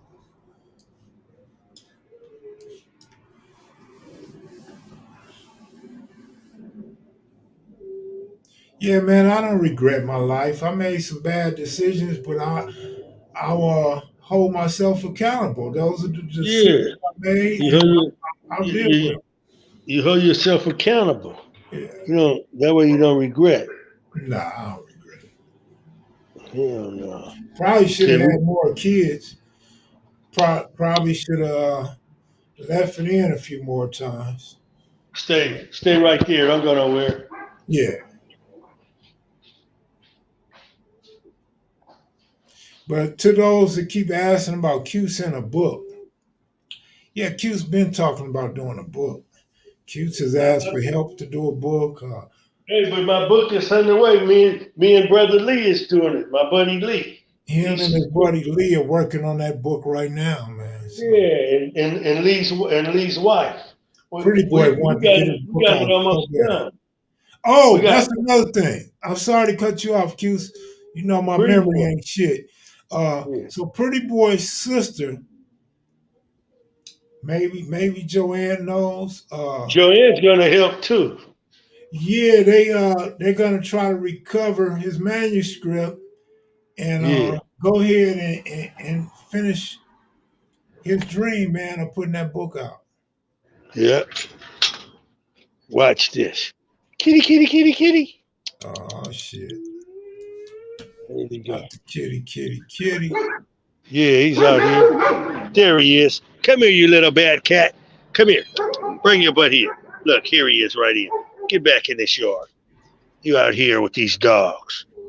Had me worried about you. You're going in your cage now. It's lockup time. Get in there. I'm locking him up. He ain't no bigger than a minute. There's some big ass dogs come through here. I told somebody last night that I think I messed my back up in 2007. I think that was Yeah, wrong. It might have been more around 2012, 2012. maybe. Because I was looking at some So, pictures. I don't think so, it. so it was right after I came home. But was your back hurting that day we met? My back hurts every day, all day, Q's. I just try not Man, to show it, hey, you but strong because you should be hooked on heroin. I ain't doing no drugs, man. Shit. No, that's what I'm saying. You Yeah, strong minded. My, yeah. my uncle hurt his back, and they tried to give him all of this narcotic, and he wouldn't take it. And he's still alive. He's like shit 79, and he be moving around doing everything. But he tell me sometimes he had real bad pain. He went to the Okay, Navy too. I think he got okay. hurt in the Navy. So my blood cousin, man, my first cousin wants to know if OG Cutes has any regrets in his life. Only a fool doesn't have regrets. Yeah, my life is marked with a lot of regrets, but this is how you deal with regret. Okay, so regret it comes from the word you wish you didn't do it, and you say, oh, I wish I didn't do that. I wish I didn't fight dogs, or you say, I wish I didn't hurt people. You say, I wish I didn't use hard drugs, or I wish I didn't, you know, treat this person that way. So you could meditate and something that you repressed could come up, and then it's in your window of awareness. That's your chance to ask for forgiveness. Now, if you walk around here godless, then your regrets might eat a hole in your stomach, with ulcers and everything else that could come along with that. But if you believe in God and you ask for forgiveness and you know that He's going to forgive you, that's your faith, then you're not going to be burdened with your regret. But what you will do is you will learn to help people that might be going through it. You tell people, like I tell the youngsters, I say, man, you got a nice pit bull there. I see he don't got no scars on him. If I was you, I wouldn't fight him. Now, when I was that little kid's age, when you saw me with my pit bull and 9 of my homeboys, we would be going up to the park to fight him. So something I regret, I use it as a learning tool. I said, Okay, well, I so used to fight. somebody else said not necessarily regret, but you would have done differently. Yeah. Oh, yeah. I would have. What would I would have done different? Relationships. I would have been a better. I would have been a better person in a relationship. I wouldn't have been so self-centered, and I wouldn't have been. I wouldn't have been so chauvinistic. You know, Yeah. I grew up around cavemen. You know, and that's the way they treated people. You know, and so I adopted some of that. You know, in my own personality, and I Yeah. realized that wasn't cool. Yeah. You know, you know, you could like think that's cool. You know, I hear people now sometimes they'll call a woman a certain name or they try to make themselves feel bigger or better, but they just small people. You don't gotta act like that. You know, everybody is the same. Yeah. You know, you look at these Republicans. They are like, oh, a woman. I believe in God. Oh, I'm holy rolling. I'm this. I'm that. I'm going to control your body. I'm going to tell you that you can't have an abortion, even if it's going to kill you, even if your father raped you, even if this and that. No, you can't control your own body. Even a doctor will suggest to a woman, this is going to be affected A, B, C, or D. It would be in your best interest to have an abortion. Or a Mm. doctor would say, you would have a healthy baby, but it's your choice if you want an abortion. The Yeah. doctor doesn't make the decision. It's between a woman and her doctor. It's not between a woman and Trump. I mean, look at him. He's a pervert. Have you ever went to a have you ever went Hey, hey, to hey. Sorry to cut you off, Q. You just made me okay. laugh and you made me think of something, man. Okay, go ahead. So Trump convicted or whatever, he pleaded guilty in civil court, about messing with the woman, right? Mm-hmm. So these dudes be on these sites talking about gang members that done the same thing. So we ostracize ours, but we give him a pass though. Mm-hmm. Ain't that crazy? No, that's because they got that double standard. He's their orange Jesus. So when you deal with their orange Jesus, you can't say nothing. He can't do nothing wrong. He can't say nothing wrong. They overlook it. And I'm talking Or about they'll black say, people. or I'm they, talking about they'll say black it people. didn't happen. I'm talking about Huh? black people on social media. I'm not even talking about the maggots. Oh shit. So what do you want to call them? I'm not even going to engage. Oh, Cause okay. it, Because 'cause- everybody deserves a name. yeah, I mean, yeah, what yeah, the yeah. hell? What about black people who don't want to be called Negro? You know, what about black people who don't want to be called black and they just say, I'm multiracial? What about that shit? You Tiger Woods, multiracial. Derek Jeter, Yeah. What's oh, up with multiracial? Woodson. The lady asked me, she says, what race are you? You look like you got a lot of French in you. I said, I'm black. She said, knock it off, knock it off. Cat for dinner. Sound like cat fillet for dinner. Something's going on out there. No, it ain't the cat. It's something else. They're crazy. Man. But Let me I find gotta. out who cooked that cat cubes. Now my cat's locked up. I put him in his cage. Because he was acting bad. He was over there by the dogs. I put his butt in his cage. OG cubes. See.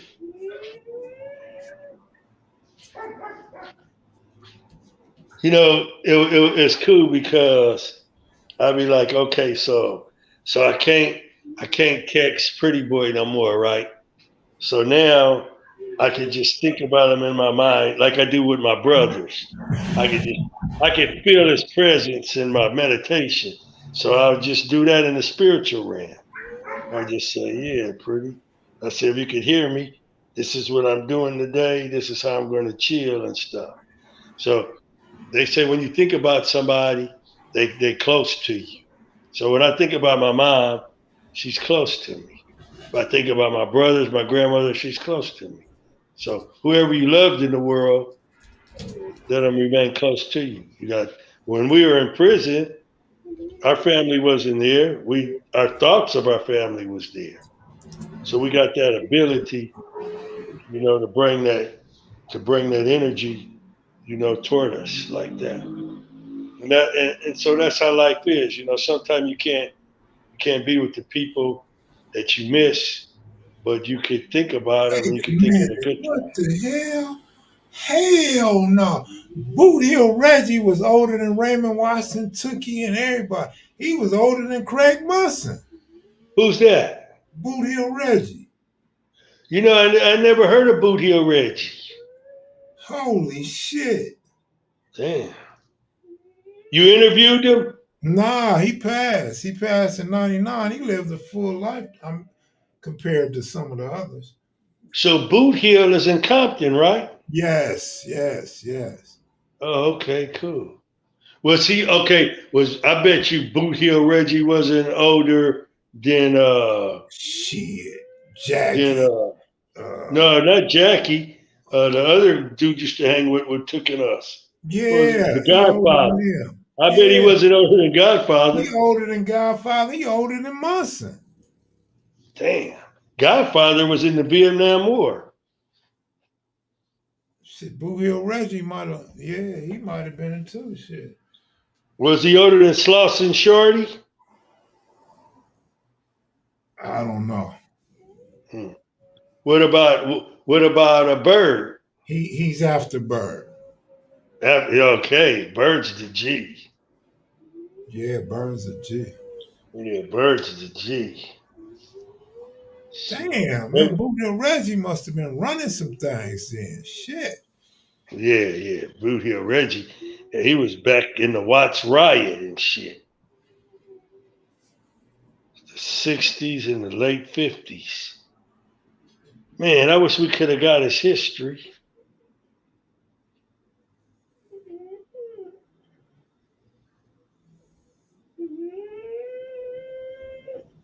Me too. Shit. Died in 99. I just missed him. I went back to do that violation. Shit. Boot Hill Reggie. And that's what they called him, Boot Hill Reggie. Yeah. Oh, I was driving my truck today at work, right? So this is no lie. This is a trip, dog. So this car got in front of me and they had the sticker on the trunk. So I'm looking at the sticker and it says long live bullet. I said, long live bullet. It said his birth 1970 and he died 2000, no, 21. So I said, long live bullet. Oh, that's my homeboy. So I pull up to the car and I'm telling bro, he's in there with his old lady. I'm telling him to roll the window down. I'm like, signaling him to roll the window down. So he looks over at me.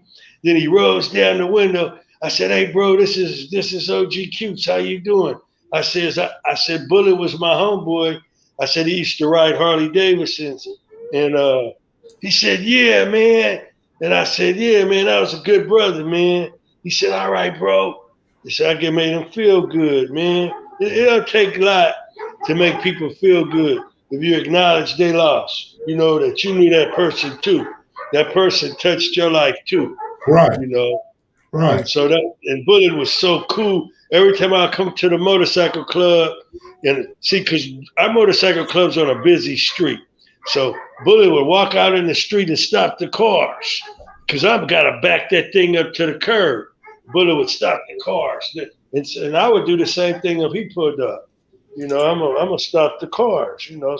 So the brother, because we have had a brother get hit on Imperial and lose his leg because the car Yeah. hit him. Yeah. Just trying to back his bike up to the curb. Yeah. Because most of the clubs are on busy streets and shit. You Yeah. know who made me proud, man? I was proud. My life lit up when Barefoot Pookie walked into my father's funeral. Oh, that had to be something, man. Yeah, because I didn't know Pookie was coming like that. You know what I'm saying? I didn't know Pookie Yeah. really cared, man. Pookie showed up. He didn't stay that long. He didn't stay. He stayed for the funeral, but after the funeral, we ate. We had a lot of food and stuff. He was gone for that. Yeah, man. Sometimes I be mad that I didn't go to Pookie's funeral. It gets to me sometimes. I be like, why the fuck I didn't go to? Just say fuck it and go. Yeah, Just man. say You I you was could have sick. went. You was Yeah, worried I could. about being too I sure tired. could have went. Yeah, I know Pookie. Pookie was like, come on, man, what the fuck? But yeah. Yeah, man. Hey, your father, I ain't lying, dog. When I see that picture of your father, it was like I knew him. I'm like, because I seen him. I seen your father. I had to Man, see him.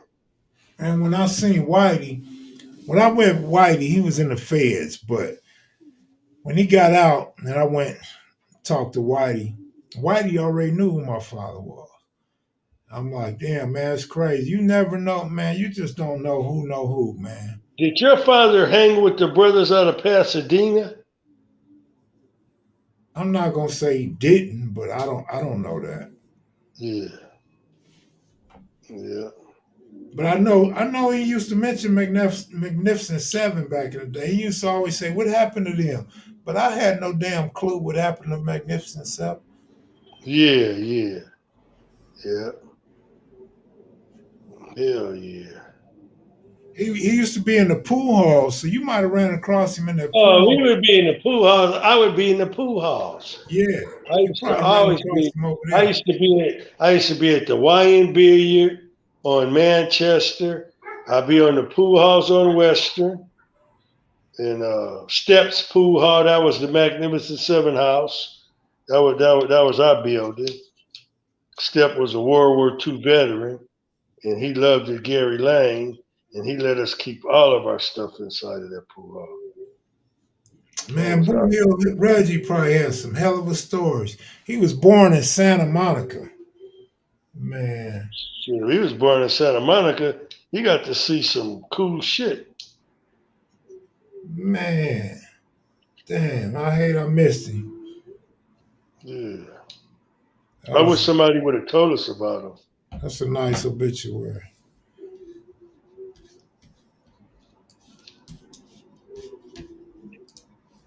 Yeah, my computer won't let me get to my pictures, man. So I was gonna try to Man. show the day that I messed my back up. Oh, you had that picture too? Hey, what made you think, okay, tell me this, bro.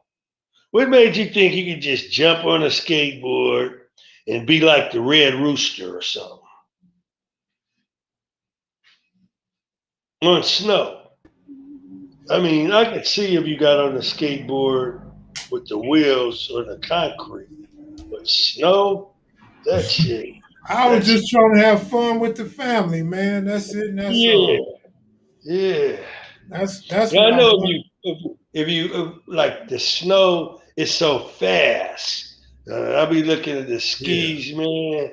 Those people be going like 40, dog. They be actually going like 40 miles an hour on that shit. Yeah, I was going pretty fast, but I don't want to say I was going that fast. Did you have goggles on? No, I ain't had nothing on. Huh. Well, at least you got to go. Shit. Yeah, Sorry yeah, you sorry you got hurt when you yeah, went I though. know. I'm sorry too. Shit. I used to go horseback riding. I would go horseback riding over by Happiness Park though. I always wanted to go horseback riding, but once I messed my back up, it was a wrap. I ride this horse called Cadillac. Uh, Cadillac, Cadillac was a big ass horse, dog. Cadillac, Cadillac's back. I could stand on the side of him and I couldn't look over him. That's how big he was. And so Cadillac, I would ride Cadillac. All the horses had a name. Dude wouldn't let you ride him unless you knew how to ride a horse. He asked that everybody who rode a horse before. I raised my hand. My brother raised his. All of us knew how to ride horses. So my mm, uncle raised his hand. So and then he started naming the horses. I said, well, give me Cadillac. Hmm. He says, you can't handle it. I said, I could handle it. I know how to ride a horse. I know about the rings and everything. So he gave me Cadillac. Man, it felt like I was so high up in the air. That shit, I had fun that day, man. Man. Crooks got to learn to get out and have fun. Get out the neighborhood or do Absolutely. something, man. Well, Have that's a some good normal thing. fun. That's the good thing about my closest friends, the Mm-hmm. ones that gang bang and the ones that didn't. We have always found a way and a place to go out and have fun together. Especially like I said back before Peanut went to the fairs this last time, we would drink Yeah. every day, man. So we would go to my house. We would usually start at my house and then we make our way to a club or a party or a spot in the hood. That was our coming together, man, enjoying each other and having some good times in life, man. Some good memories. Man, we would dress up, man. Pretty boy would dress up. I'd dress up. Mouse would dress up. Jam Brewer would dress up. We would run in each other. We would be sharp. We would Yeah, have our hats on. We'd be at Proud Bird. We'd be posted up. Man, we had furry collars and shit. No yeah, damn rabbit. We'd be rocking it, man. Looking like the true Max we were, man. yeah, yeah. Tell you what. Because I believe you guys had a pool hall right there on like Western and 60 something. Steps Poo Hall was About on Florence. Western and 69th. Yeah, that one. That's the one I'm talking about. Pops used to go there, and he Oh, used to then I know go. your dad. Yeah, I told you I knew your father. I Yeah, knew your father well. and Your father, I knew him. he That used to that was go our to that was our Poo Hall. the other one he used to go to was on Crenshaw by Rodeo. I That know was where that one is. that was a The real one on famous. Crenshaw Rodeo was in the Akrons. Yeah, I yeah. mean, it was next to Over there. Akron. It was at the Chinese restaurant. Okay. Yeah, Yeah, I man. know that one. He was a pool shark, man. He used to go act like he couldn't play pool and get Yeah. people to bet him. That was his hustle. There was this dude. His name was O.C. Smith. Nobody know about him or anything, but I know about him. And he had celebrity status. And he made a song. I got a tiger by the tail. And he made a song. God didn't make little green apples in the summertime. And those songs were cool. And he was a cool brother. And he looked like your father. And he used to always go up to that pool hall that your father would be at, the one on Crenshaw. Mm-hmm. He would go to that one next to the Akrons. Mm-hmm. But O.C. Smith, he could sing to me, but everybody was saying, he can't sing. And I said, I'm a little kid. I'm telling all the people, man, he can sing good. I like those songs he sung. If you listen to his music today, they don't play it on no radio. They don't play none of his music.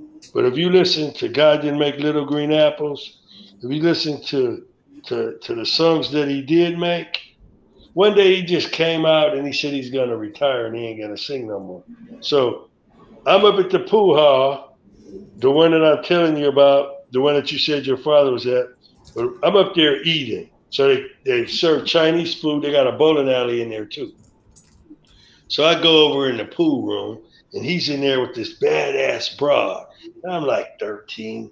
And I walk up on him and I say, man, he look at me, he said, what? I said, you don't see Smith? He says, yeah, he had pork chop, sideburns, well, mustache, cool, Fu Manchu shit. So I said, hey man, you can sing good like that. He says, I'm retired. I says, I know, but why?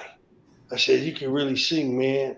You're a kid. He said, man, I like your songs, man. You can really sing. You had a cool voice, man. I don't know why you stopped singing. And the woman with him was looking serious. And I'm serious because I don't play. And I'm telling him that he could sing and that he shouldn't have retired. I'm telling him. I didn't think I would ever get the opportunity to tell him. I didn't think I would ever meet him. And then I got to meet him. You know what he told me? What? He said, I'm a preacher now, and you should come to my church. That's what he told me. And then I just looked at him and I nodded my head and I said, all right. Then I went back in the other part and I told my mama, I said, guess who's over there shooting pool? She said, who? I said, O.C. Smith's in that other room over there. No, he ain't. You're crazy. I said, come on, let's go. So we went over there and my mama, I said, look, my mama's fine. I said, look, there he is right there. He saw my mama. He lit up. He was like, damn. You know, like I remember when Ken Norton saw my mama. Ken Norton, we were in the 78th Street boxing gym. When Ken Norton saw my mama, he lit up. He went like that. And then he started trying to talk to us after he knew we had a fine mama. You know how motherfuckers act when they know you got a fine mama? Yeah. So that's all. Yeah, so he started trying to learn more about us and shit.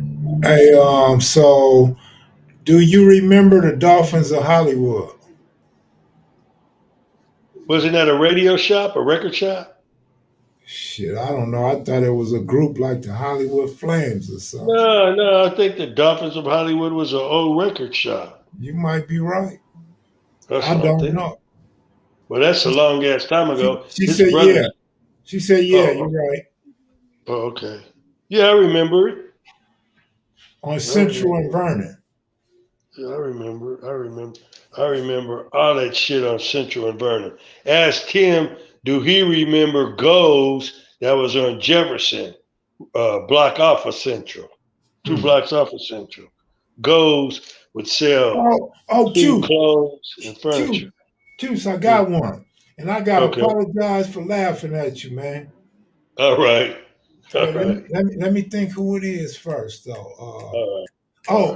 Your boy, Johnny Spain.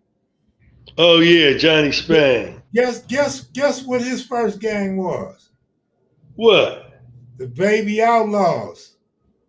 Wow, and I was a baby outlaw. And I laughed at you. I thought you was just saying that. Dude No, was a I was a baby baby outlaw. outlaw. Yeah, Yeah, so he man. was man. Then he lived over there by Central with us then back in Yeah, the day. yeah, 20 something in Central. Oh, and I stayed on 18th and Central. He was Yeah, a baby outlaw. yeah. Yeah, we had all that territory. Big Butchie was the leader. That was my auntie's boyfriend. They made me a baby outlaw. I used to throw up the sign like this. This was before. Now see the E and the O. Back in the Yeah, 1960s, the yeah. E is the 3 fingers curled down. And I was like, wow, man, that's a cool sign. And he said, well, you got to throw it like this. You got to push it out there. And I said, all right, I'm a baby law. Then he would, man, we'd be out there. I'm a little kid. I'm a baby law. They would be busting caps at night. I know that much. My grandmother would hear that shit. She would say, cut the lights out. They're out there shooting. I'd be like, shit. Yeah, Johnny Spain. He passed away, huh? Nah, he's still living, dog. Man, I wish we could interview him. Hey, I don't mean, get after doing that time and everything he went through, he just kind of got quiet. man. You Same know, way with Angela Davis. I guess they hey go through man, so much, they miss that prison, that suffering, and they just that dude, learn just to be that dude quiet. has a good mind and a good memory like you, man. Cool. That's good, man. And that's what I appreciated about Pretty Boy's mind. That clear memory, clear mind, man. He would listen to you too. He would like listen. I would listen to him too. Even though he was younger than me, I didn't care. I would take his advice because I knew what he was saying was right. Pretty Boy's father checked me and Odie for jumping in that backyard that day. He was about to shoot us too. He said, he had me and Odie back there. He said, look, you guys jump over here in this yard. You guys is on my property. What are you guys doing back here? We're like, man, we're just going through the shortcut, man. Odie Lean. We're going to shortcut. Pretty Boy's daddy's like 6'4", big old dude. So You he's don't looking at remember me. Gold's Furniture? Okay, give me 1 second. I'm gonna tell you more. I'm gonna tell you everything about Gold's Furniture. I When you got walk one more into for you too. first of all, Gold's was owned by 2 Jew boys, and when you walk in there, you had a few appliances, nice clothes, some cool bikes, and high end stuff. And it sat right on the corner. So since you whipped Gold's Furniture out on me, I'm going to hit you with Scotty's. I bet you never ate a hamburger or a fried taco at Scotty's right there on Central, and it was the first Joan Kroc McDonald's in Los Angeles, and they sold it, but they kept the golden arches, and everybody that rented it out, just gave it a different name. So Scotty, they own it longer than anybody else, and No, that's it right there. no, I don't know. How about one more? How about Custom Craft? You remember that? Custom Craft? Yeah. No. Right where you hung out at the twins' house, the Brumleys. Right down the street, directly down the street on Slauson, was Custom Craft. It And what was a did they do carpet there? place. They sold carpet. That's where everybody used to get their carpet from. Oh, yeah. Custom Craft carpet. Yeah, Okay, you remember Poochie's Mama's Good Chicken at the box? absolutely. Yeah. Well, what did they call it? The box? No, you're not talking about Mama's Chicken? Mama's Chicken was at Jack in Mama's Chicken was hooked up to a club. Like the club was in the front, and the chicken was like in the side of it. And I think it was called the box, or I'm not Jack hip in the to the box. Box, or something in the box. But Jack older in the people, Box was on the next block. what's the name of it? Jack in the Box? Oh no, not Jack in the You Box. talking about a They club? called this club the Oh, Box. you know what? Nah, I don't remember that. I might be too young. Yeah, you were kind of young back then. Anyway, so Poochie's mom. You ever saw Poochie's mom? Yeah, I knew her. Poochie's mom was thick. Yeah, Poochie's mom had a great figure. yeah, So she we did. would be in there. We would be in there admiring her being gentlemen, and I would be like, and my uncle, big Uncle Charles, the king of the whole family that could whoop everybody, he loved her. He would be over there, boy. He had Mom, his little toothpick sticking out of his mouth, and he yeah. had his little leather cap on, and he would be macking, boy. And We I'd be called like, we called her man. mom. We called her Mama Whitman. How did her daughter grow up? Did her daughter grow up Look thick just like her? like her. Look just like her. Man, I would have did a U-turn on her then. I'd have busted down Slauson in the phone, and I would have wheeled that big boy around and curb-sided it on her. Man. Shit. She sure could cook some good chicken back then when the Oh, mama was alive. absolutely. Hmm. Shit, everything they cooked was good. I know it was better than Golden Bird, and Golden Bird was good. I was like, man. Well, Man. all the food was good on 54th too. You go down 54th and you go all the way to Vermont. Mm-hmm. They had back in the day. They had some good mom and pop hamburger stands all through that neighborhood over there. Mm-hmm. Yeah. And we gave it all away, man. Yeah, that's gone. Well, crack gave it away. We didn't give it away. They poisoned us with their drugs. Nobody was a chemist. We didn't know how to make that shit. It was by design. Yeah. I'm glad tomorrow's Friday I was because about to say, I worked hard. You want to go 20 more minutes, or you ready to go? No, I'm cool, man. Because right now I'm feeling at peace. I got Pretty Boy in my heart, Yep. and everything feels good, man. You know, I've been okay. So you know how I always come up with ideas, right? So I told, and Pretty Boy loved my ideas. So, because I could get his juices going in his brain. So I said, well, check this out, pretty boy. Now listen, you know how you do the guitar and you make the little video and you do this and you do that? He said, yeah.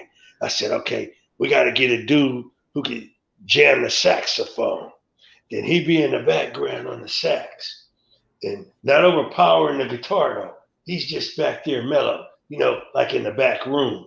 Pretty boy said, I'm feeling it. I see what you said. I said, yeah. So he's back there jamming, right? Hitting the riffs and you up there with the guitar. And now you guys are jamming that shit. And then you just go on one. You didn't plan it. You just improvising like artists do. He says, yeah, we got to find a saxophone player. I said, yeah. They had a saxophone player and you jamming that guitar. That'd be cool. So that was one of my ideas. Pretty boy like it. So then the other idea was this one. So my homeboy Lee, that's doing my book. So Lee, he sent me these pictures of these models, like these 64s, and they hopping and they're like a 2,000, 1,500, model cars. You putting stuff on them. They look realistic as hell. So even when they hop, they look real, the way they move. So Pretty Boy, I sent it to Pretty Boy and showed him. Then he come to find out, he got one that's like a G. So he shows me his and he sends me his. So I said, oh, damn. So then I'm looking, I said, man, we ought to make a little city, Pretty Boy, with a black street, with some street lights that light up, some buildings, make them, do the math and make it look like it's a real city and everything compared to the car, like realistic as we could do it. And we'll make it dark and we'll have lights on, the street lights, they light up, lights in the windows of the buildings, but we're going to make it old school. And then you could hop the car. And then people will think they're looking at something real, but it'll be a stage, but it'll be hard. And he said, so I want to share that right there. So get that, because he could have did it out of paper. He could have made all of that with paper and shit. He didn't have to pay no money to do it, but he liked it, those cars so much that he ended up buying one of those, the ones that you could put all electrical components on. Who got a lot of old bombs in their yard? Who? Bird from Slauson. Oh yeah, when Bird and them would caravan up to Centinela Park, him and his gang, his car club gang. When Bird and them would go up there, Bird had the cleanest gangster car I ever seen. Yeah, his car had those step things where you step down on it. I wanted to ask Bird, did he know Iceberg Slim? Because Iceberg Slim had a cool ass car too. He had a badass Cadillac, or was that a Lincoln? No, I think it was a Cadillac. He had a Cadillac with the phantom top. No, it didn't have a phantom top. The whole part where you sit down at, that was open. It looked good. Had a big old bumpers on it and shit. But yeah, Bird, they would caravan up to the park, and those cars were clean. Mm-hmm. Yeah, we just had regular Chevys. They had outgrew the Chevys. They brought those bombs back. I guess Bird was a teenager when those cars were around. Did you ever hang out in Long Beach with the Crips? Bulldog would always go out there and mess with Chico Bell and them, and I would always be locked up during that time. I would always be in trouble, and I would miss the trip. So casual. Yeah, I would miss the trip. I would hear about it though.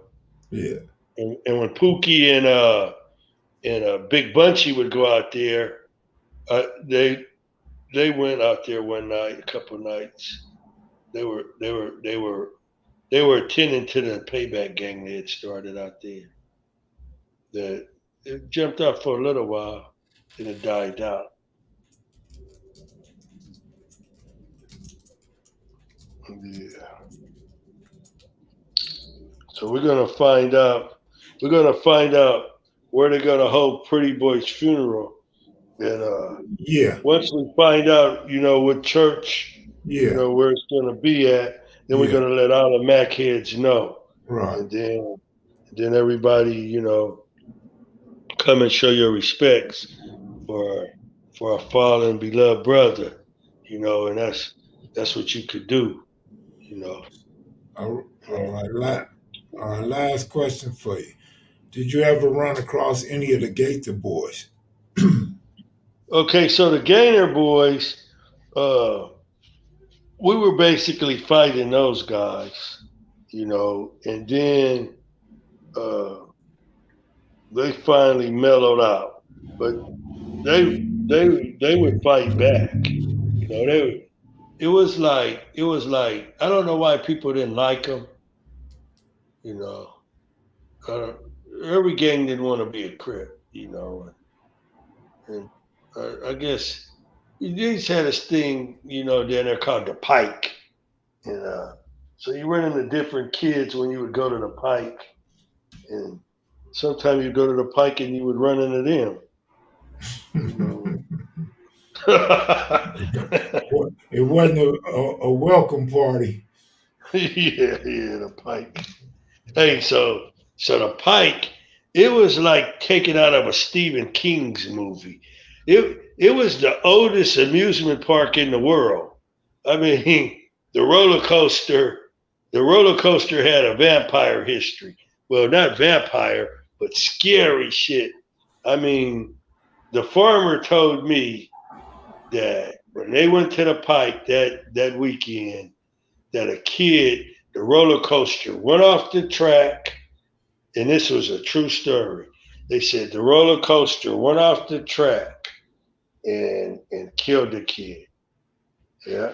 And so that roller coaster was feared at the Pike. And when my mother heard that happen, she didn't want us to go up there at all. When we were kids, she didn't want us to go to the Pike. So the Pike, it was considered a dangerous place after that happened. Right. And I don't even know if that's true. So we gotta look in the newspaper, find an old newspaper clipping, and see is that even true. But that's what the farmer told us. He scared the shit out of us too. Yeah, dude said Boot Hill Reggie, he guarantee you knew Farmer Al. Oh hell yeah. He had to know. Everybody back in the day knew Al. Yeah, oh Bill. Everybody knew Bill. And his brothers. Big James Bill, my daddy, Hildred Bill. They knew the Bills. They stayed right there on 136 off of Avalon. The craziest thing is if you go down that street, there's a big old crater hole in the ground. I mean, it looks like a spaceship landed there a long time ago or something. So one night, we were all over my grandmother's house, and we heard this car. It was going like 100 down the street. Because if you ain't from that neighborhood, you would think that the street goes all the way through, but it doesn't. And then it's just the gate. And that dude went through the gate down into the crater hole. And the crater hole back then, it was about 18 feet deep. Yeah, 18 feet deep. So anybody who lives over there, right by Enterprise Park, and that street 136 off Avalon, that street goes right to that, like it's like a dead end right there. Yeah, but you go sideways. That's where Al lived. That's where he grew up at. He grew up right there with his mom. Yeah, man. I could tell some good stories about going to the Pike and other amusement parks with dudes from Compton, the guys that was on probation and parole, Crips and Pyros. Yeah, I didn't really know everything that was going on then because I didn't really know about life, but moms always made sure I got out and experienced a childhood and got to yeah, visit the landmarks of Los Angeles. yeah.